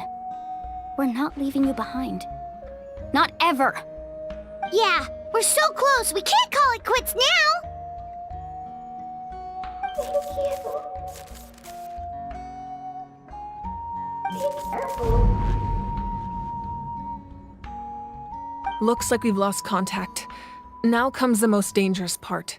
You have to traverse the Night Kingdom in your physical form. This entrance to the Night Kingdom was left behind after an abyssal invasion. Even a brief amount of time inside could expose you to corrosion. I know. I'm prepared for that possibility. All right, then I wish you all the best. I'll tell Koichi to be ready just in case. She's very experienced in dealing with abyssal corruption. That face you just made. Don't tell me you two got into another argument. No, I just feel bad for creating more work for her. I'll go with them too, Archon. The more people, the stronger the party. Thank you so much for your help, everyone. It really means a lot that you're willing to brave these dangers with me. And there's no time to lose, so let's get going. Now that I've lost my power, I won't be able to provide much practical support. But I can still keep an eye on the situation from here. Eon-san, I know it's unlikely, but if you encounter a situation you can't handle... That won't happen. I hope not.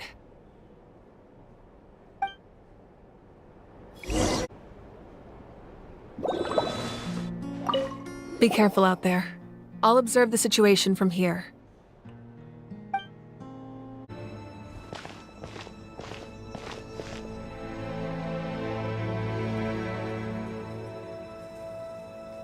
So we're underneath Natlan right now? It looks nothing like Paimon was imagining. That's because in the distant past, Natlan was home to an incredibly advanced civilization ruled by dragons. Humans only established their own society after the fall of the dragons. So these are Saurian ruins?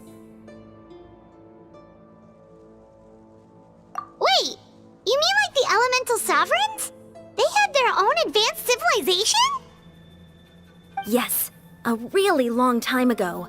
Very few records have survived until now, so no one really knows what the devices here are for.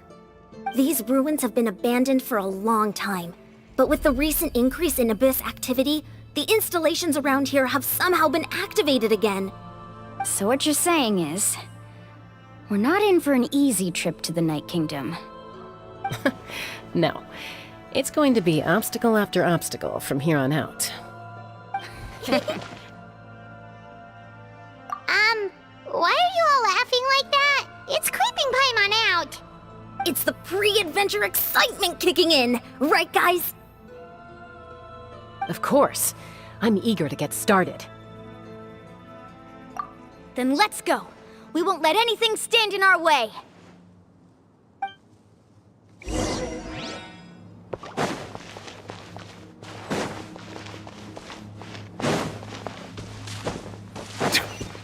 Seems like the road ends here. How should we get across?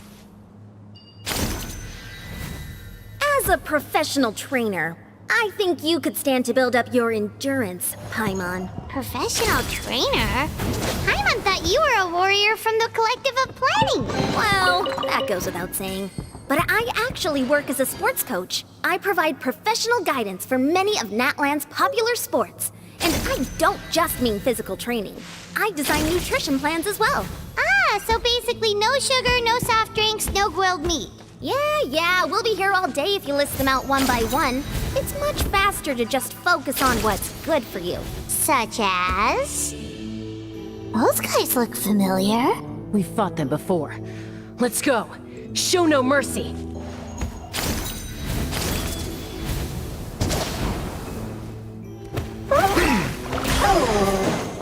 There is no escape. I see everything.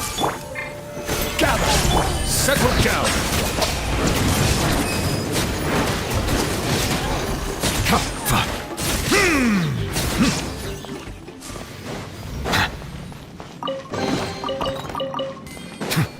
Silence!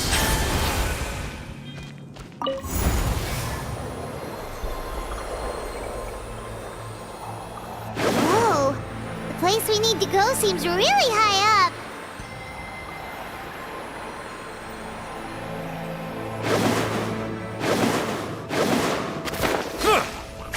Illusion shattered.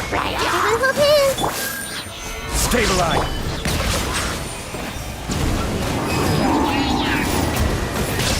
Be sanctified.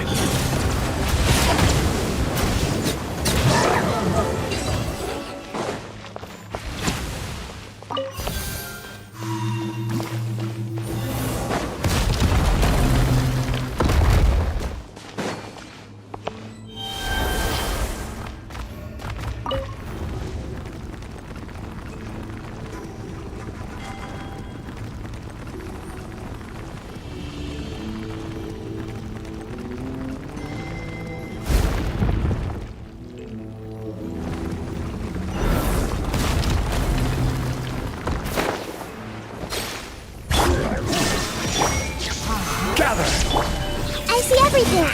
Settle down.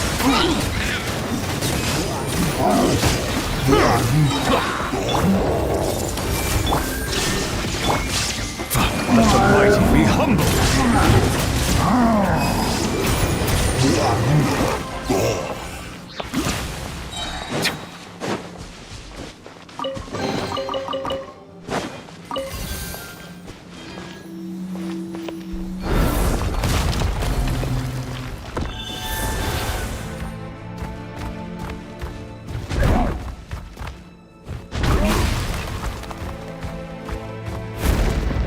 This is the final stretch. We just need to climb up, and we'll be there.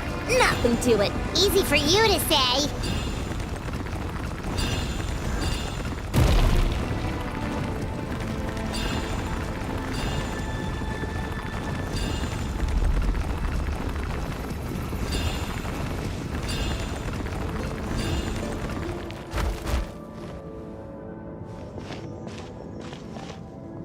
This must be the entrance the Pyro Archon told us about. The one ripped open by the Abyss. Yes. There's something in the depths of this place that feels familiar, yet also foreign. We actually have to go in there? Okay, Paimon just needs to psych herself up. Don't push her through before she's ready.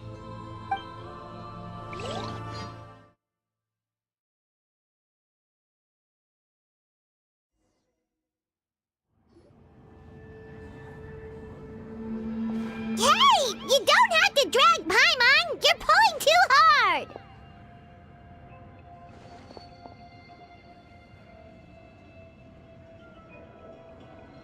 Looks like we made it. This is the Night Kingdom.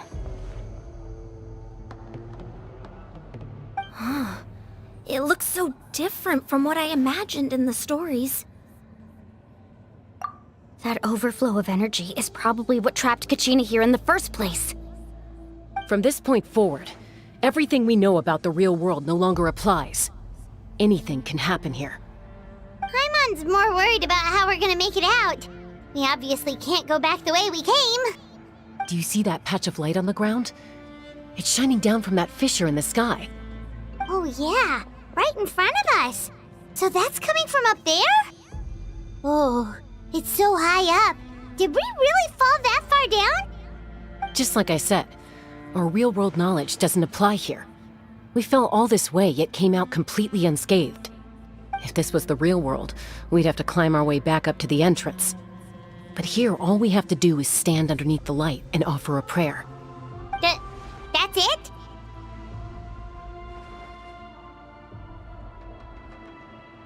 You really think that little of Paimon? That's not even why Paimon asked! means all we need to do is find Kachina and bring her to this location. Exactly. This light is streaming in from the real world. It's a link between the two realms. The terrain looks difficult to navigate, and the visibility's not great either. How are we supposed to find Kachina in these conditions? Yeah, these floating black things don't look super friendly either. Those are all manifestations of abyssal power. Be careful. Ghost! A talking ghost! Calm down, I'm here to help. You're the ones who helped Vichama, right? Yes, I'm Vichama's friend, Malko. I was completely lost to this realm until I sensed a mysterious power calling out to me. It's like it was seeking me out, attempting to reassemble the pieces of who I used to be. Of course, it could only do so much. I'm sorry I can only appear before you in this imperfect form. No, we should be the ones apologizing. If the Spirit Speaker Stone hadn't become corrupted by the Abyss, we could have done much more. But we had to destroy it. Otherwise, Vichama and his tribe would have been in danger. Of course. Thank you for protecting him. I never imagined that, even after all these years, he'd still take such a risk for me. Under the power of the stone, it felt like our souls were connected. Turns out even our regrets were exactly the same. Whether in triumph or death, you want your best friend by your side.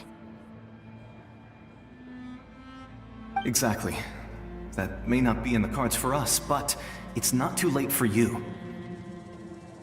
You're looking for a young girl from the Children of Echoes, right? She's being chased by an embodiment of abyssal power. I'd like to help her while I'm still in this form, so follow me. Be careful. This place has been severely corroded by the Abyss. Paimon didn't realize it had gotten this bad. It's like a seething volcano ready to engulf our world at any moment. Ouch! Get back here! You can't go... Stick close to me. My power will be able to ward off attacks for the time being.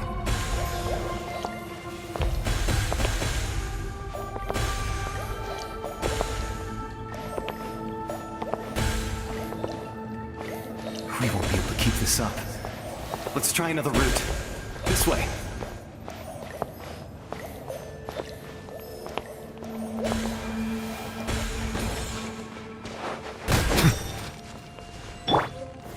Stabilize!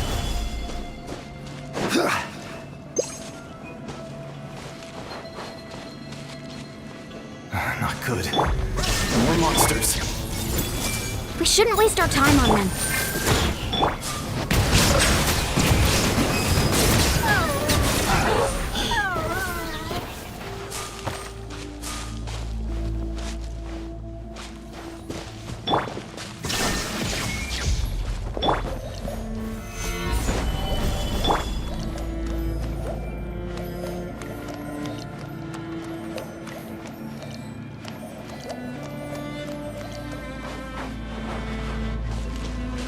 Oh, Paimon can't see anything! It's easy to get lost here. Just stick close.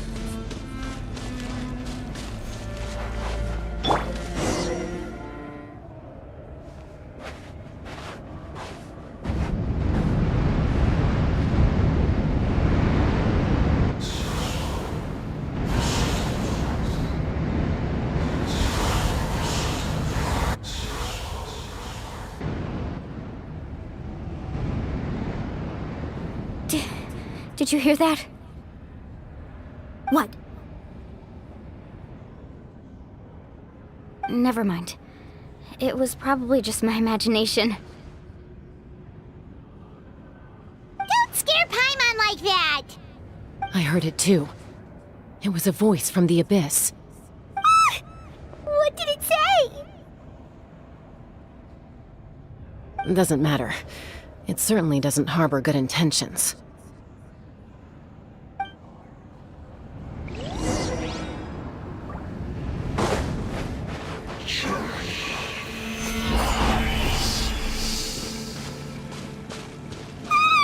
Paimon just heard it too!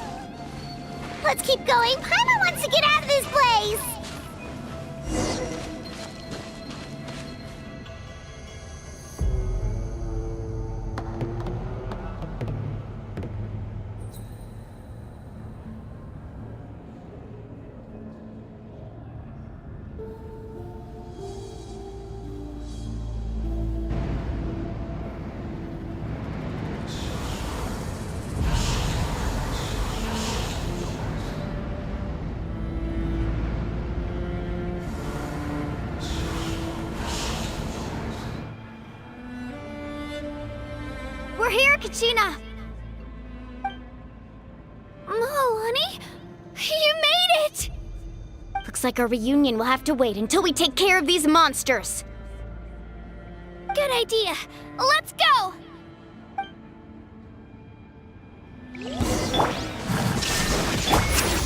Gather! Be sanctified.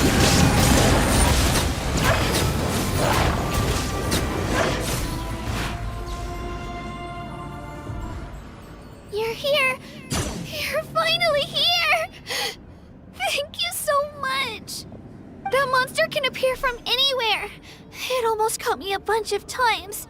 The Wyup's power helped keep me hidden, so I just tried to stay out of sight until you got here. Atta girl. You did so well. And most importantly, you weren't hurt. Should we start heading back then? Actually, I have a request. Will you come visit the Wyup with me? I can't exactly put it into words, but something's wrong with the Ode of Resurrection. And I know it has something to do with the contamination from the Abyss. That was the Pyro Archon's theory as well. Everything we've seen here certainly seems to back it up. In the Night Kingdom, there are 6 main totem poles representing the Wyup of each tribe. You can think of them like the body of each Wyup. Additional totem poles, like the ones around here, serve as proxies to which the Wyup can extend their consciousness. There are countless proxies scattered around the Night Kingdom. Through them, the Wyup can extend their consciousness over the entire realm and track down souls no matter where they roam. But if a proxy were to become severely contaminated, then a soul could become lost within the Night Kingdom. Judging by the current situation, I don't think we're dealing with just one contaminated proxy. Even if we could drive back the abyssal power from one of them, that probably wouldn't even put a dent in the problem. Still, we can't just leave the Wyup to suffer. It's protected me this whole time. I agree. We might even manage to draw out the monster that's been hunting Kachina. Getting rid of the monster might slow down the deterioration of the Night Kingdom.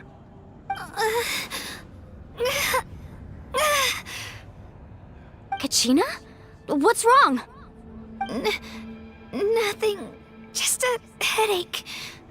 And that voice again, telling me to abandon the Wyup and leave this place.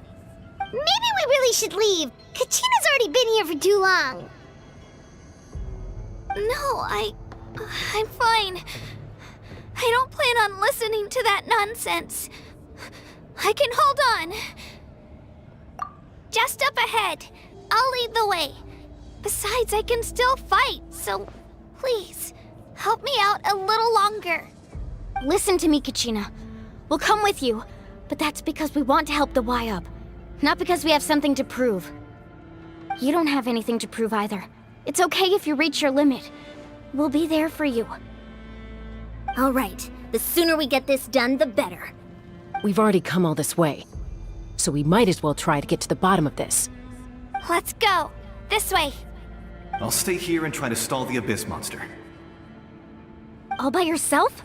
That's too dangerous. It's all right. I may not be as strong as that monster, but I'm definitely more familiar with the area. Besides, I don't have much time left. If you're anything like my friend, I'm sure you're not particularly fond of goodbyes. So go. Achieve your goal, and return to the world where you belong. Thank you for everything. You're a true hero. Thank you. No one fights alone.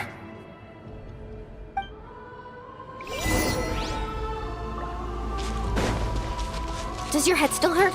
Let me help you walk. I'm fine. You should know I'm made of stronger stuff than that.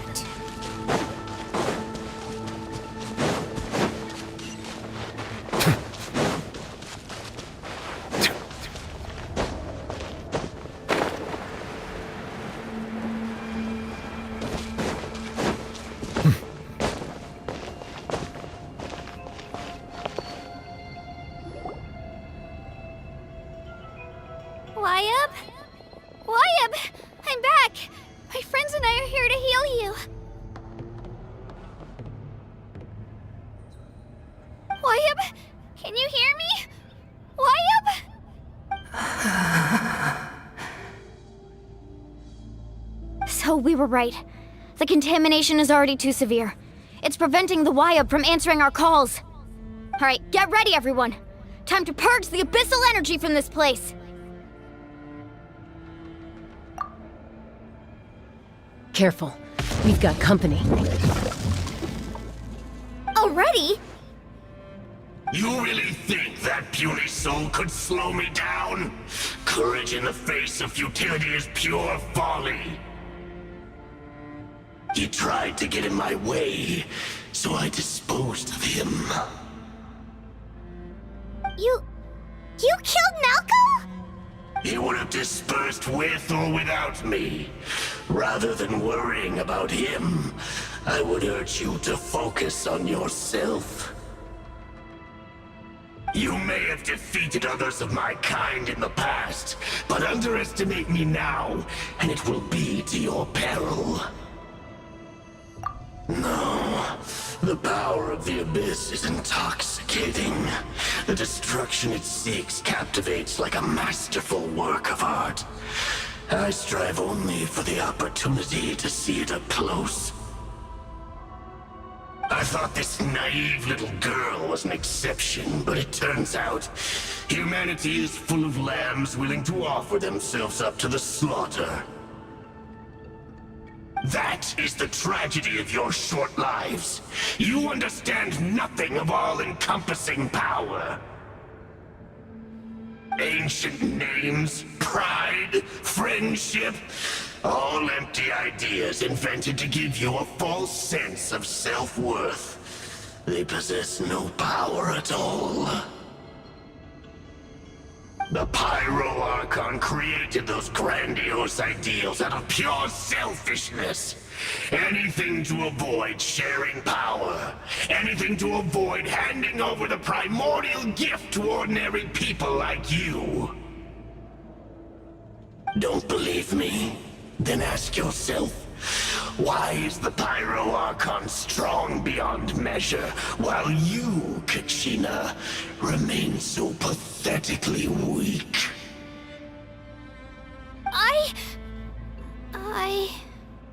Kachina! Give me your hand.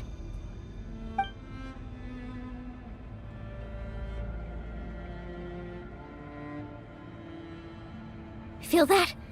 I'm right here next to you. Thanks, Moalani. You're right. I have nothing to fear.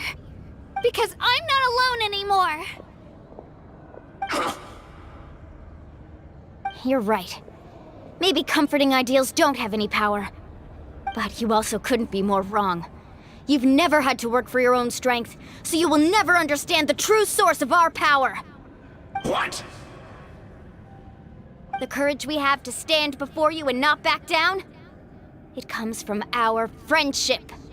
The power lies not in the ideal itself, but in our commitment to upholding that ideal, and in our decision to stand together and fight! Well said! Let's go, Kachina. It shouldn't take more than two of us to handle an enemy like this. Sorry in advance, but you deserve what's coming to you! There aren't many in Natlan who can beat us when we're together. It's time he got a taste of that kind of power. From the ashes! Right here! Let the flames Drilling down!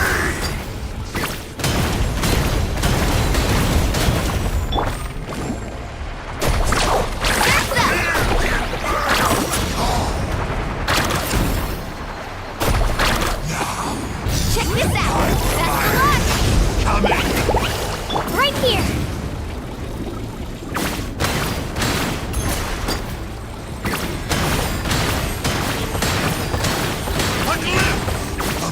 Woohoo!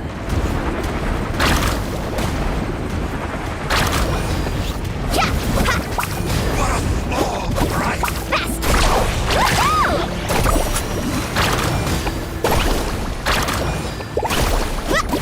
The fate of this world is already sealed. We won! We actually won! That's what he gets for underestimating you two. Fantastic work, Kachina! Absolutely fantastic! This makes me so unbelievably happy. I'm happy too, Mualani. Together we really are unstoppable.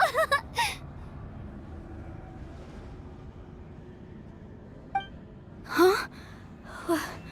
What's happening?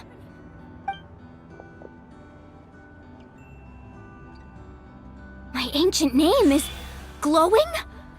But I thought I didn't bring it with me. It's probably a projection from the real world. But that doesn't explain why it's glowing all of a sudden.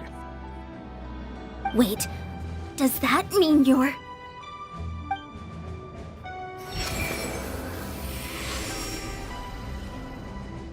That was a bold move, diving headfirst into the fire to save your friend, especially in a place so overrun with abyssal corruption. Still, seeing you pull it off was really something. Everything you said was exactly right. As isolated individuals, we stand no chance against the power of the Abyss. It took years' worth of scars and lots of unnecessary suffering for me to understand that for myself. The Pyro Archon's plan will unite us as one. Everyone has a part to play. Only then will we have the power to defeat the strongest of foes. Who are you? Tupac, a warrior from the people of the Springs. I fought against the Abyss during the invasion 500 years ago. I've heard that name before. You were the giant who saved all of Natlan. Since you were able to awaken my words from your ancient name, that means you have fully embodied the aspirations of the Wayub. Under the name Umoja, you shall unite the tribes and save Natlan from its impending doom. Me? As long as blood still runs through your veins, even the tiniest spark of steel against stone can ignite a flame. Its blaze will become one with our vision for Natlan.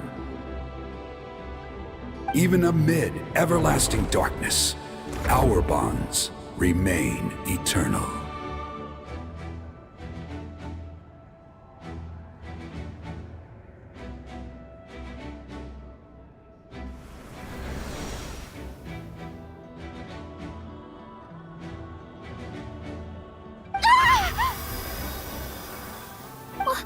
What's wrong, Mualani? So many memories. My brain was just flooded with everything he once knew. So that's what happened. What do you mean? Did you just figure something out? 500 years ago, they foresaw the very crisis we're facing now. Efforts to save Natlan started all the way back then. We can go over the details once we get back. We shouldn't linger here longer than we have to. I know bits and pieces, but I had no idea Mualani was also part of the plan. This sounds like something that's going to need a lot of explaining. Let's focus on saving the Wayub first.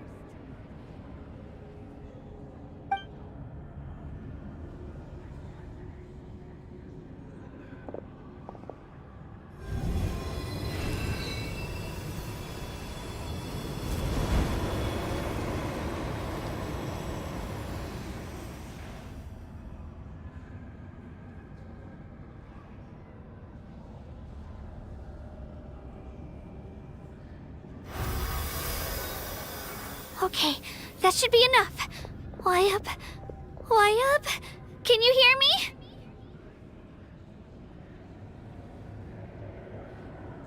I hear your voice, Kachina, my dear child. Great. Well then, I'm afraid it's time to say goodbye. I just wanted to make sure you were okay before we leave, but we can't afford to stay here any longer. I was going to ask why you bestowed an ancient name upon someone like me, but it's okay. keep searching within myself for the answer.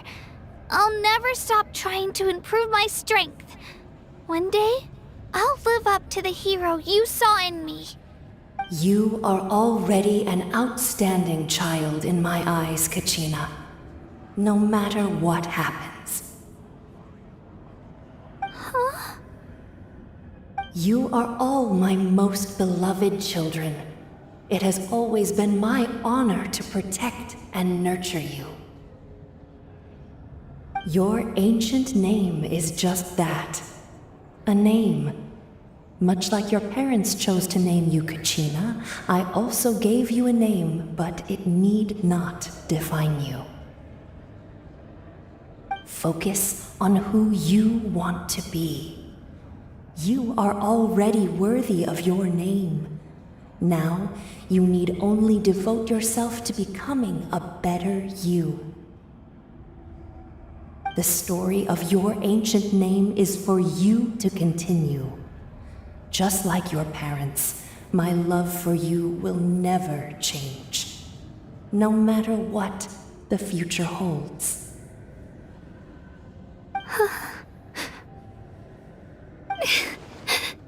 Thank you, Wyatt. It gladdens me to see the Pyro Archon's plan move another step towards completion. But it is time for you to leave this place. The situation here is getting worse. Go now, my children. Save Natlan on behalf of all you hold dear. I know we've never met before, Wyatt, but I just wanted to say thank you for encouraging Kachina. It was exactly what she needed to hear. Whoa! What's going on? An earthquake? We're out of time. It's the power of the Abyss. Quick, we need to run!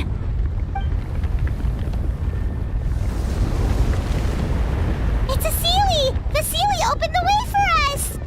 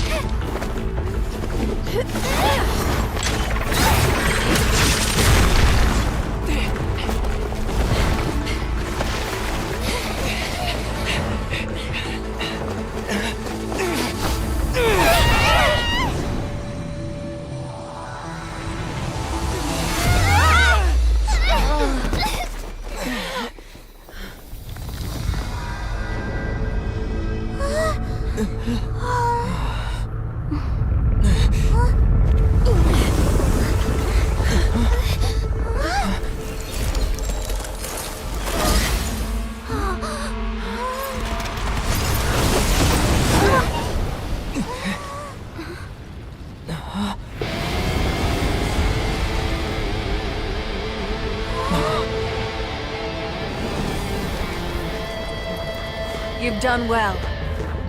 Now come home.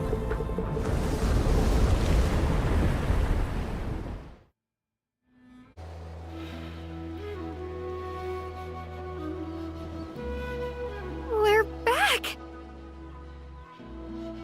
The Pyro Archon saved us. But she's not here. Yeah, didn't she say she used it all up? She's still in the speaker's chamber. What we saw in the Night Kingdom was just her consciousness. So you're saying her consciousness did all that? Every great display of power comes at a price.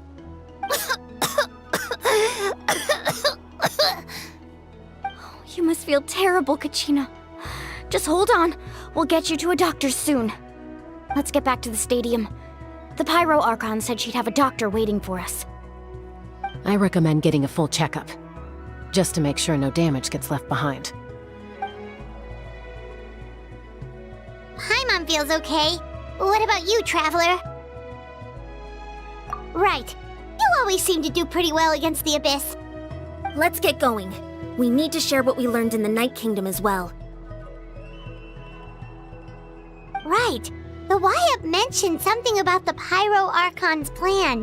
What is it exactly? I'll let her explain everything. We're all a part of the plan now. Every move we make from here on out will decide Natlan's ultimate fate. Huh.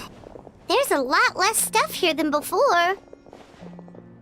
It's good to see you all here in one piece. I know you must have a lot of questions, but let Koichi check you over first. It's best not to let any lingering effects of the Abyss go untreated. Thank goodness you made it back. I came here as soon as the Pyro Archon told me about your plan. Take a seat, everybody. I'll examine you one by one.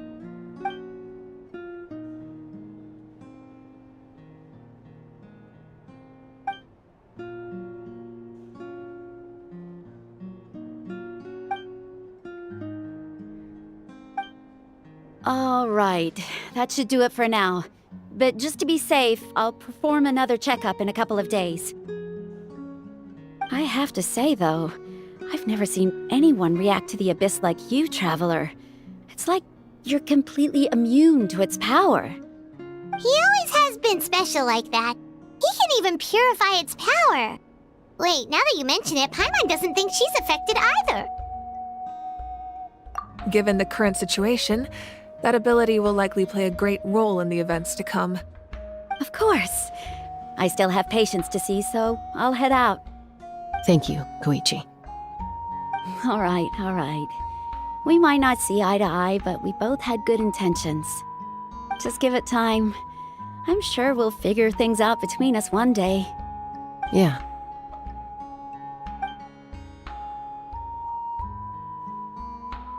All right. There's so much to discuss, I don't even know where to begin.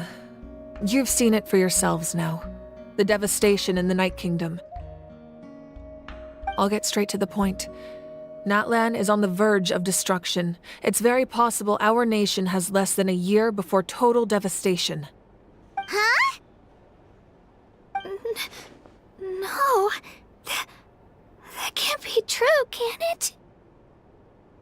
That's right. But I've only ever disclosed that fact to the handful of people working with me to save this nation. Our looming destruction is not a recent development, but the inevitable conclusion of the disaster the Abyss initiated 500 years ago. Mulan told us a little bit about that.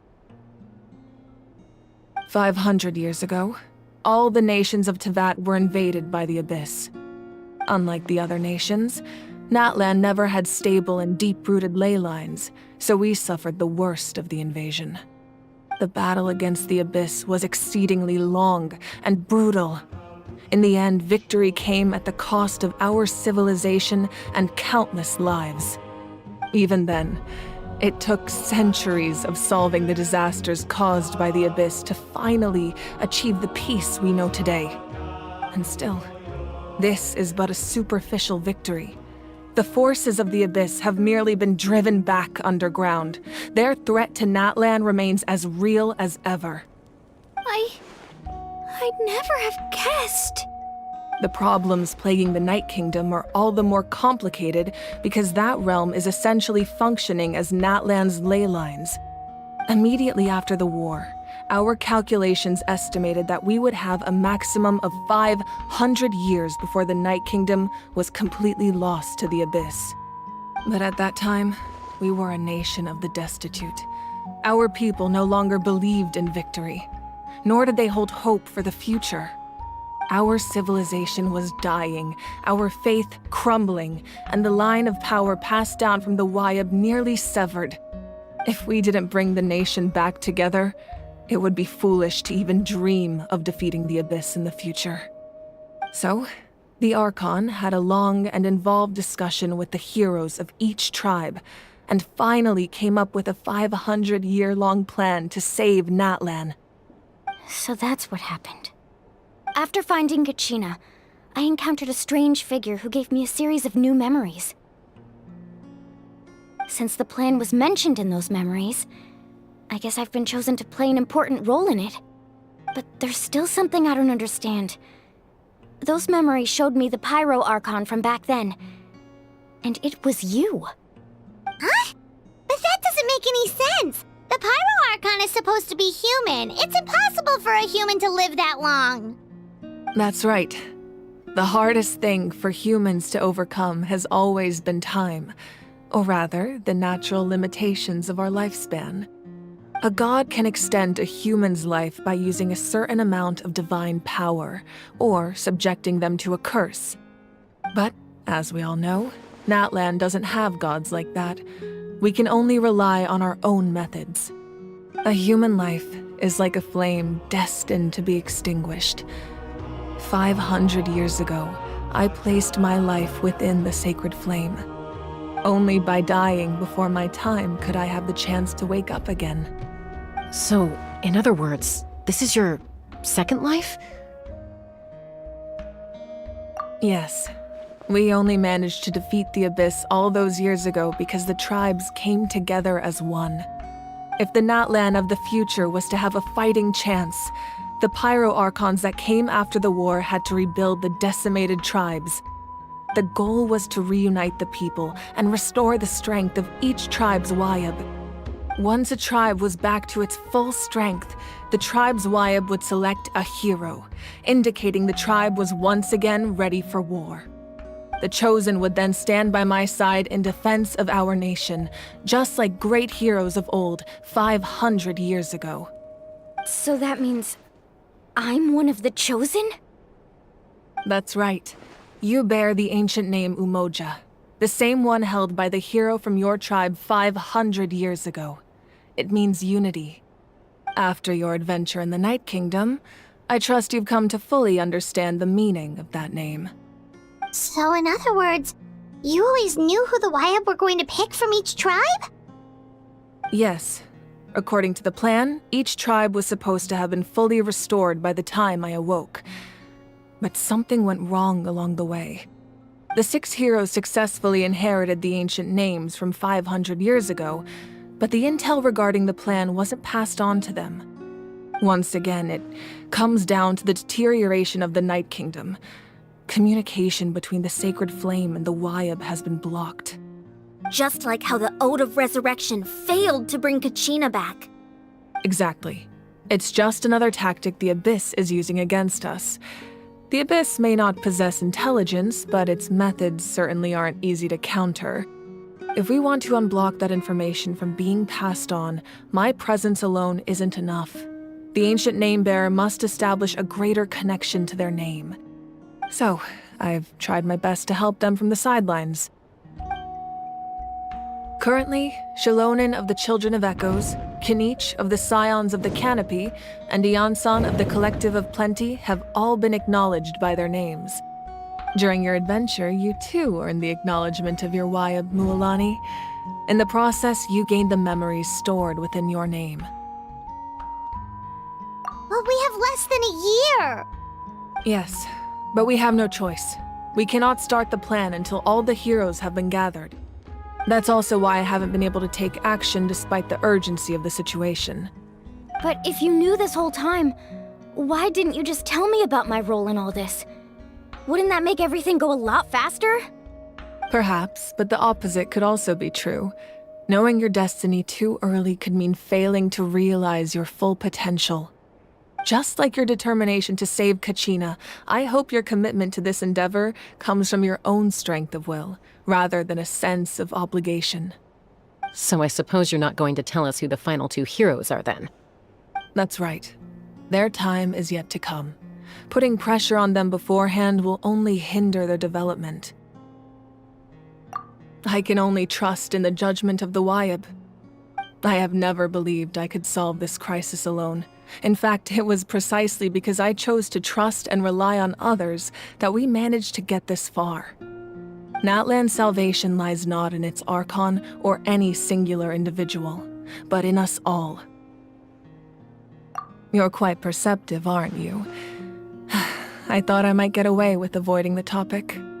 Huh? Oh, right! All of the stuff you stored here before, where did it all go?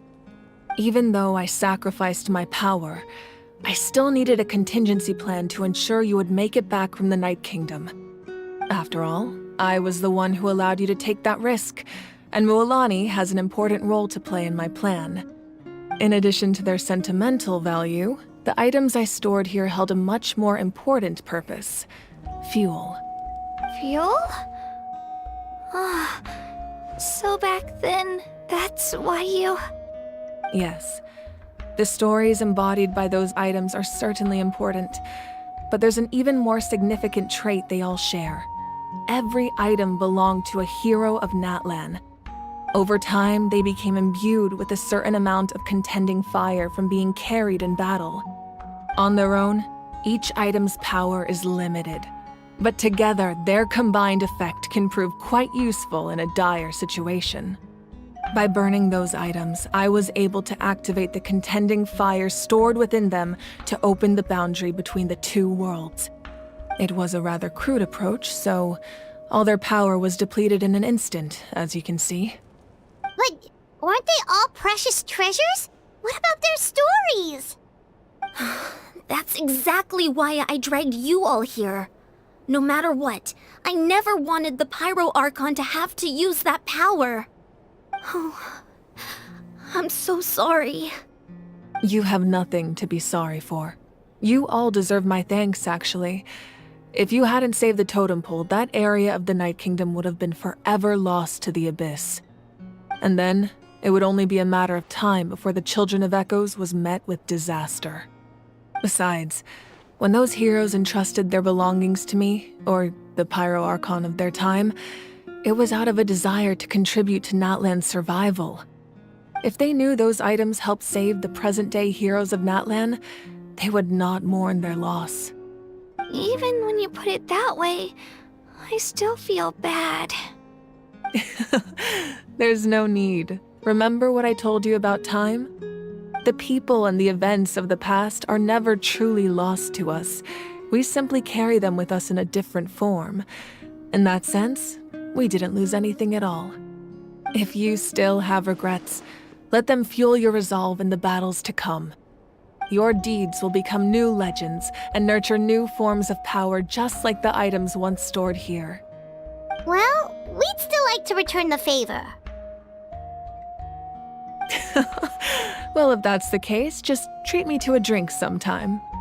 Now that Kachina has returned, we can finally hold the victory feast and celebrate your team's triumph in the Night Warden Wars. And we could all use the rest, that's for sure. Plus, you'll be able to silence everyone who doubted you once and for all, Kachina. Still, now that I know the danger we're facing, having a victory feast doesn't feel right. Try not to let it get to you. It's important to stay calm. Worrying about it will only affect your judgment. All right. You should head out. I'll join you in a bit.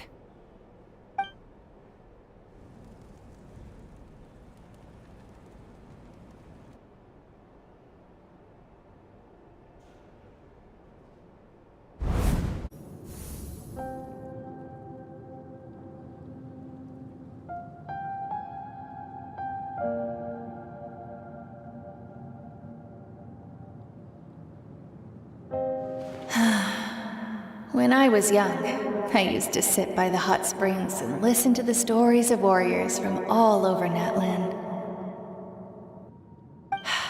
They attract people from all walks of life. Friends come easy here, no matter what tribe you're from. The people of the springs have never claimed the hot springs as their own private property. They are there to bring all hot spring buddies together. It's been really nice seeing the children of my tribe get older. It's helped me gradually understand the true value of the springs. I've witnessed their energy, their determination, their absolute passion for life. Even when they cause trouble, I never managed to hold on to my anger for long. It's unbelievable how quickly they worm their way back into my good graces. I'm certain Mualani will become a great warrior when she grows up. She possesses infinite potential. I can see it. One day, when I'm no longer in fighting form, I'll come here and tell stories to all the children, just like those warriors did for me. So, you better get busy, Pyro Archon, or I'll end up running out of stories.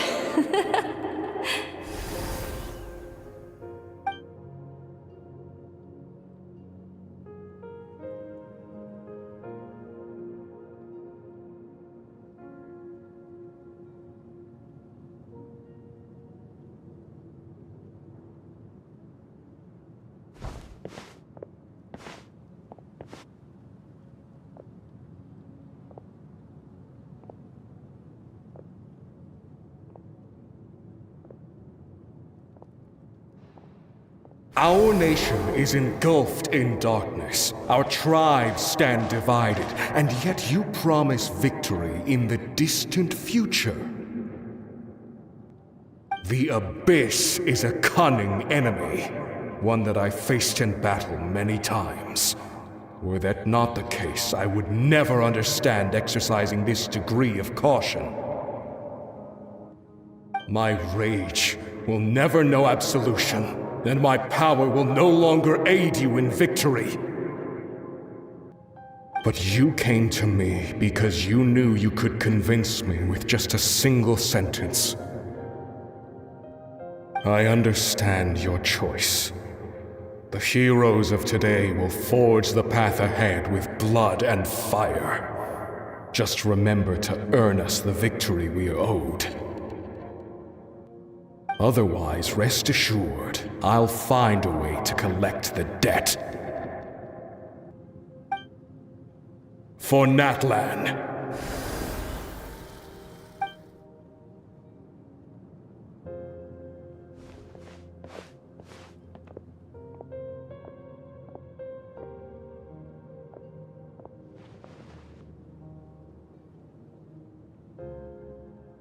So, you're gonna head 500 years in the future to serve as the Pyro Archon again?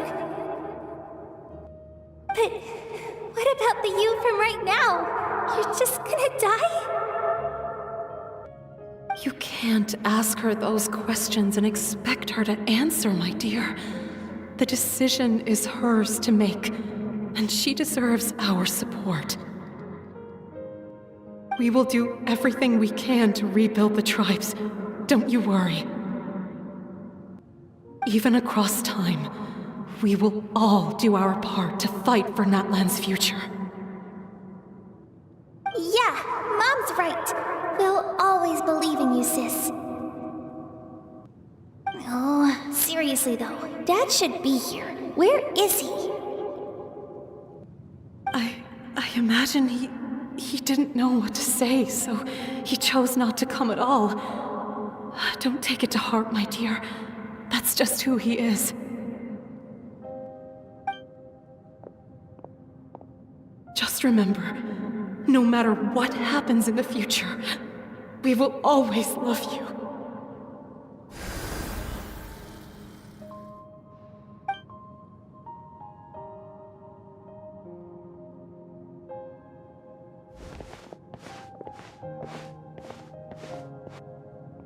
I'll come find you one day. I know I can't live that long, but I'll think of something. There has to be a way for us to meet again one day. If there's an answer out there somewhere, I'm gonna find it. So, don't forget about me.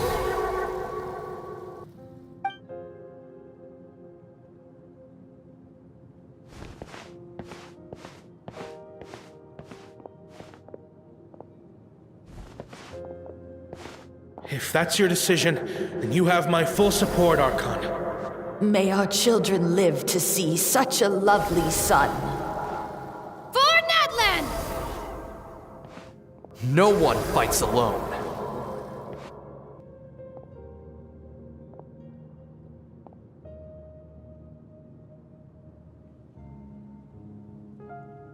The rules are my legacy. They shall grant us the strength to overcome the next tragedy. War forged the 6 tribes, taught us how to fight, instilled in us what it means to love. Who will be the one to bring this to an end?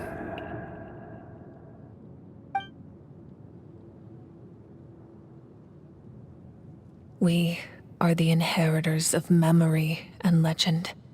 Those who grew alongside sun and wind. Those who forged our own destiny and future. That is Natlan's fire. The lifeblood of our nation. Hey, Koichi! You here for the victory feast too? Oh, no. I knew Chaska would be here, so I just came to deliver some medicine. I was about to leave, actually. It's not that I don't want to celebrate Kachina and the others. I'm so glad she made it back. It's just... well, I'll make things awkward if I'm around my sister right now. Ah, well, you two had a fight, so Paimon can understand. She didn't cause any trouble during your trip, right? Yeah, she was super helpful. She gave us a lot of useful information about the Abyss. That's good. That's all I needed to know. Is there a reason you asked? You were pretty outspoken when we first met, but now it's like you're holding something back. Maybe it seemed unreasonable, picking that fight with her before you left, but I did it for a reason. Her impulse to fight is extremely strong. Her mental strength helps her rein it in, but she still loses control sometimes. I had no idea what you might face in the Night Kingdom, so I didn't want to take any chances. So what you're saying is... Okay, so maybe it sounds a little stupid, but it works pretty well. It helps her keep her cool for a little while, at least. Anyway, I'm just glad you were able to make it back safe and sound. That's all I wanted. But do you really have to go that far? Can't you just talk it out? No way. Chaska never opens up about her own pain, especially to her family. She can't learn about this, or it'll be even harder to help her. I appreciate the understanding, and don't worry. I'll find a way to help her ease this burden. Anyway, I need to get going. Enjoy the celebration. Oh, and if you ever need a doctor, you know who to find. Huh. Who would have thought there was a deeper reason behind their arguing? In the end, it's all the Abyss's fault. Paimon's had enough of them.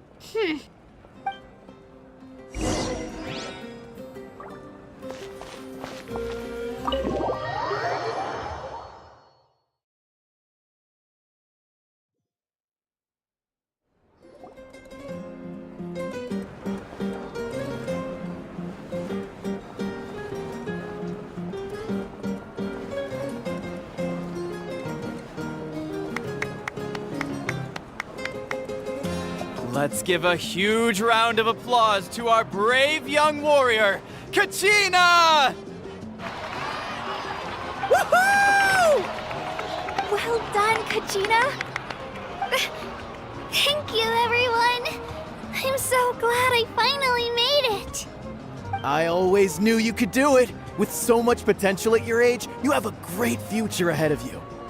You're one to talk.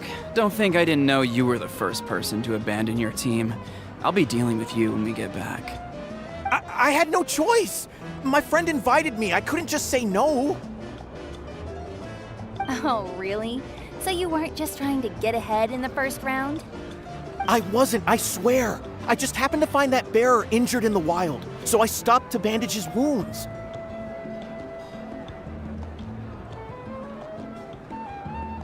When he insisted on repaying the favor, what was I supposed to do?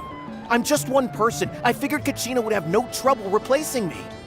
But the fact of the matter is that after your departure, everyone else started thinking about swapping teams too. I'm really sorry, Kachina. It was wrong of us to abandon you like that. It's amazing that you still made it all the way through to the Night Warden Wars. That's the highest honor. So, what about you guys? Did you make it far? Our team captain drank too much the night before the competition and turned up late to the stadium on the day. We got disqualified.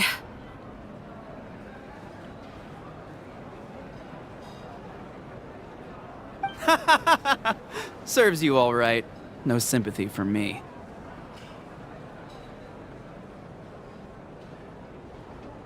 All right. There's no need to be like that, Uncle Pakal.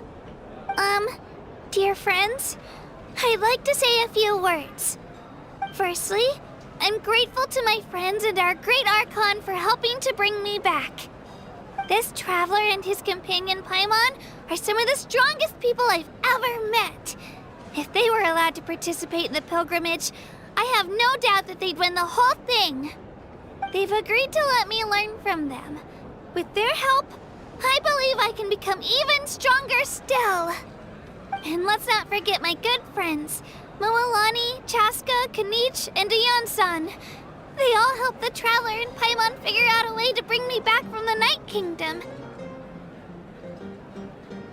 They too deserve to be called our heroes, so please give another round of applause for them. Thank you so much! Well said!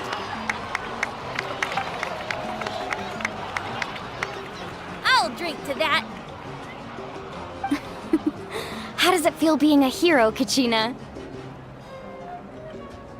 To be honest, it's a bit overwhelming. It all just feels so surreal. Well, you better get used to it. Next up, undefeated champion!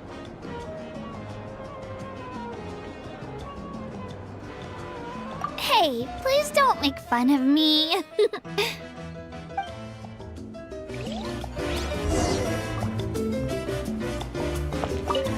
My apologies. I knew more than I let on.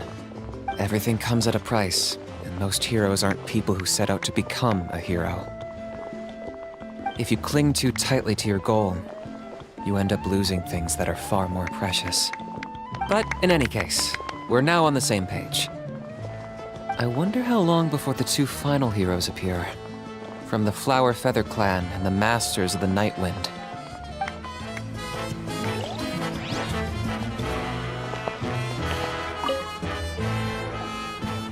At previous victory feasts, you'd always find me in the crowd singing and dancing. But after what I found out today, it's too much. I'm still trying to process it. It does feel weird seeing you so out of sorts. Is this another pearl of wisdom based on your adventuring experience? Well, Paimon agrees with the Traveler. Everyone's come together to celebrate Kachina's achievements. That's gotta be a first. You're right. Kachina looks really happy. And now I'm being the moody one. Ugh, enough doom and gloom. Time to shake it off.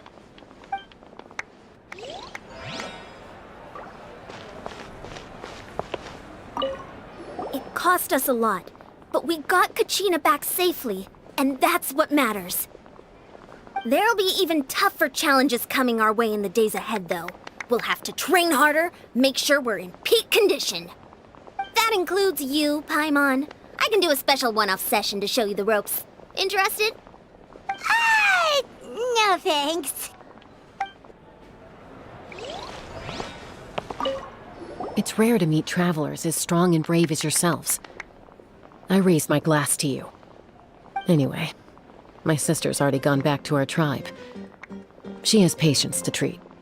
Oh, we actually ran into her on the way here and, well, Paimon just thinks she really cares about you. Yeah, I'm planning on visiting home myself in a few days, to tell her and the rest of the family that they need to be extra careful. I just hope they take it seriously. The Abyss has likely sensed your arrival in Natlan by now, so exercise caution on your adventures as well.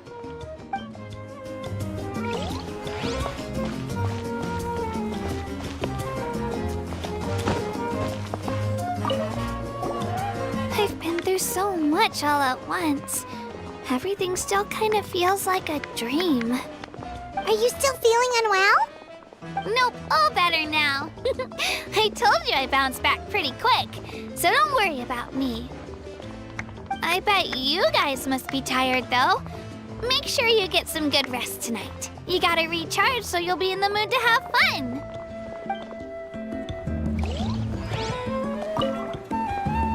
All right, Kachina, let's party! I'm a little embarrassed. Don't be. Come on, you're the star of the show today.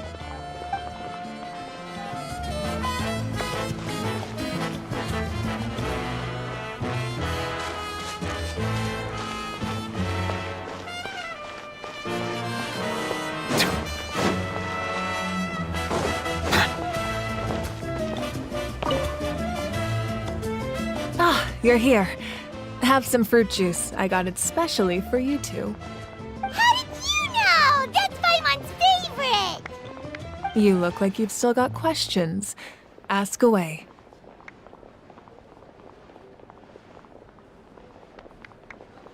Because they had their own lives to live. The thought of telling them, abandon your families and everyone you love, and come with me to the end of time, for in 500 years Natlan will be destroyed, it seemed too cruel. You could just as easily point out that everything in this world would come to an end eventually. But life is short, and beyond a point, it just doesn't seem real. Imagine if I said, let's leave right now, and go save the sun because it'll flame out in a few million years. It would sound quite ridiculous. I couldn't make them shoulder that burden with me. Besides, every generation will have its heroes, this one included. The plan could still work without them. Or, of course, without me. But since I was the one who came up with the plan, I felt duty-bound to see it through to the end. Paimon's suddenly remembering that portrait in your room. Was that your family from back then? Yes, it was. So when you asked me who my sister grew up to be, the truth is that very little information survives. From what I've been able to piece together, I can conclude with a reasonable degree of confidence that she ended up as an architect and artist. She played an instrumental role in rebuilding the scions of the Canopy tribe, designing and building many houses. But of course, none of her buildings are around anymore. Still, it was an impressive achievement, and I'm very proud of her. You feel loss keenly. It seems to stir up feelings of regret in you. But this is something I have long since come to terms with. This is a war, and there can be no war without loss. I am already far more fortunate than those who lost their lives to the Abyss. The people of Natlan look to me as their Archon, and the weight of their expectations is mine to bear. I must see our fate through to the very end, no matter what I may find there. Yeah, doesn't that mean the way everything ends has already been written, including your plan? I suppose, but so what? Don't forget, time takes many forms. The past, present, and future coexist, and all are equally important. Even if the future ends in destruction, there's still no reason to give up on the here and now. And it's precisely because we humans cannot know our fate that we will never give up on our struggle. This is a pivotal moment. We are still 2 heroes short. Well, 3 to be precise. There's one further hero who I'm hoping to get on my side, whatever it takes. Your resistance to the corrupting power of the Abyss is truly remarkable. It would easily make you an all-important figure in the upcoming battle. If you agree to join us, you will not only gain my full support in your journey, but I will also forge a brand new ancient name for you. Ancient names can be forged? They can. Several strict conditions must be met, but if they couldn't be forged at all, then the number of them in circulation would have long dwindled to 0. Possessing an ancient name would mean that your adventures in Natlan are recorded in full. Your stories would be remembered by our people for all the years to come. The Ode of Resurrection may have temporarily lost its power, but still, take this as my personal guarantee that I shall never let you fall. Just like in the Night Kingdom, I will be there for you. That is a promise I will fulfill at all costs. This nation always honors its heroes. Yeah, we can't just ignore the situation here. Wonderful. Then I'll reach out to Shilonen right away. She's the one who will forge the name. We've never forged an ancient name for an Outlander before, but I trust she'll find a way.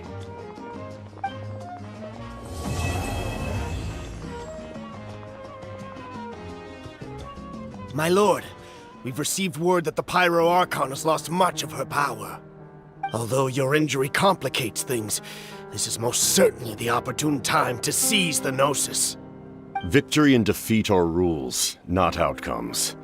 I have never taken advantage of an opponent in a time of weakness, and I don't intend to start now. As for you, I must confess, I did not expect that little trick of yours to save the day. No matter how dense the fog, as long as the sun remains, we cannot turn day into night. She could have dispelled it. She simply chose not to. You don't have much time, and you're injured on top of that. What do you plan to do next? I'm beginning to see just how useful you may turn out to be. You heard something from here, didn't you?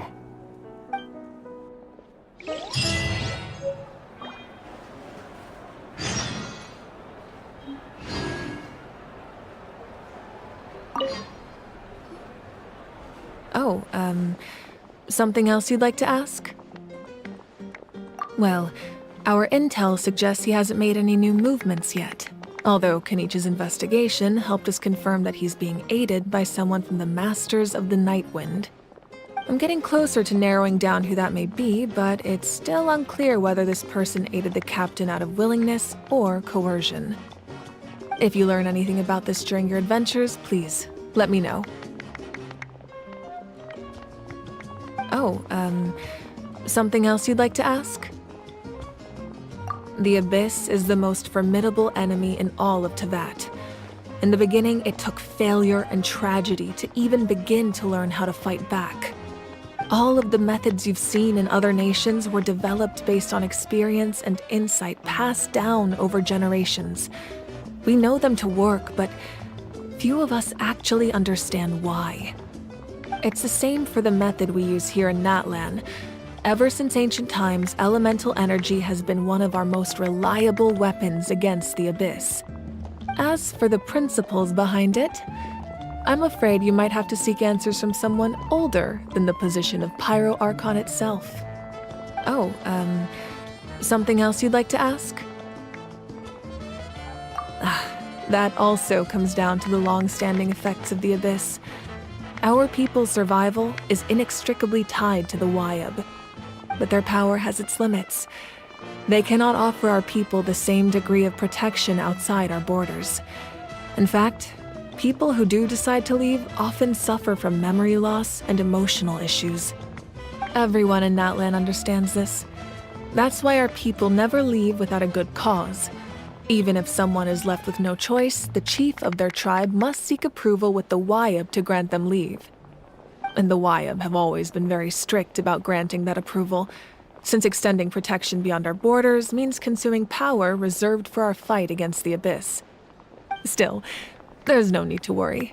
The Wyab extend their protection to all within Natlan, including visitors from afar. Oh, Something else you'd like to ask?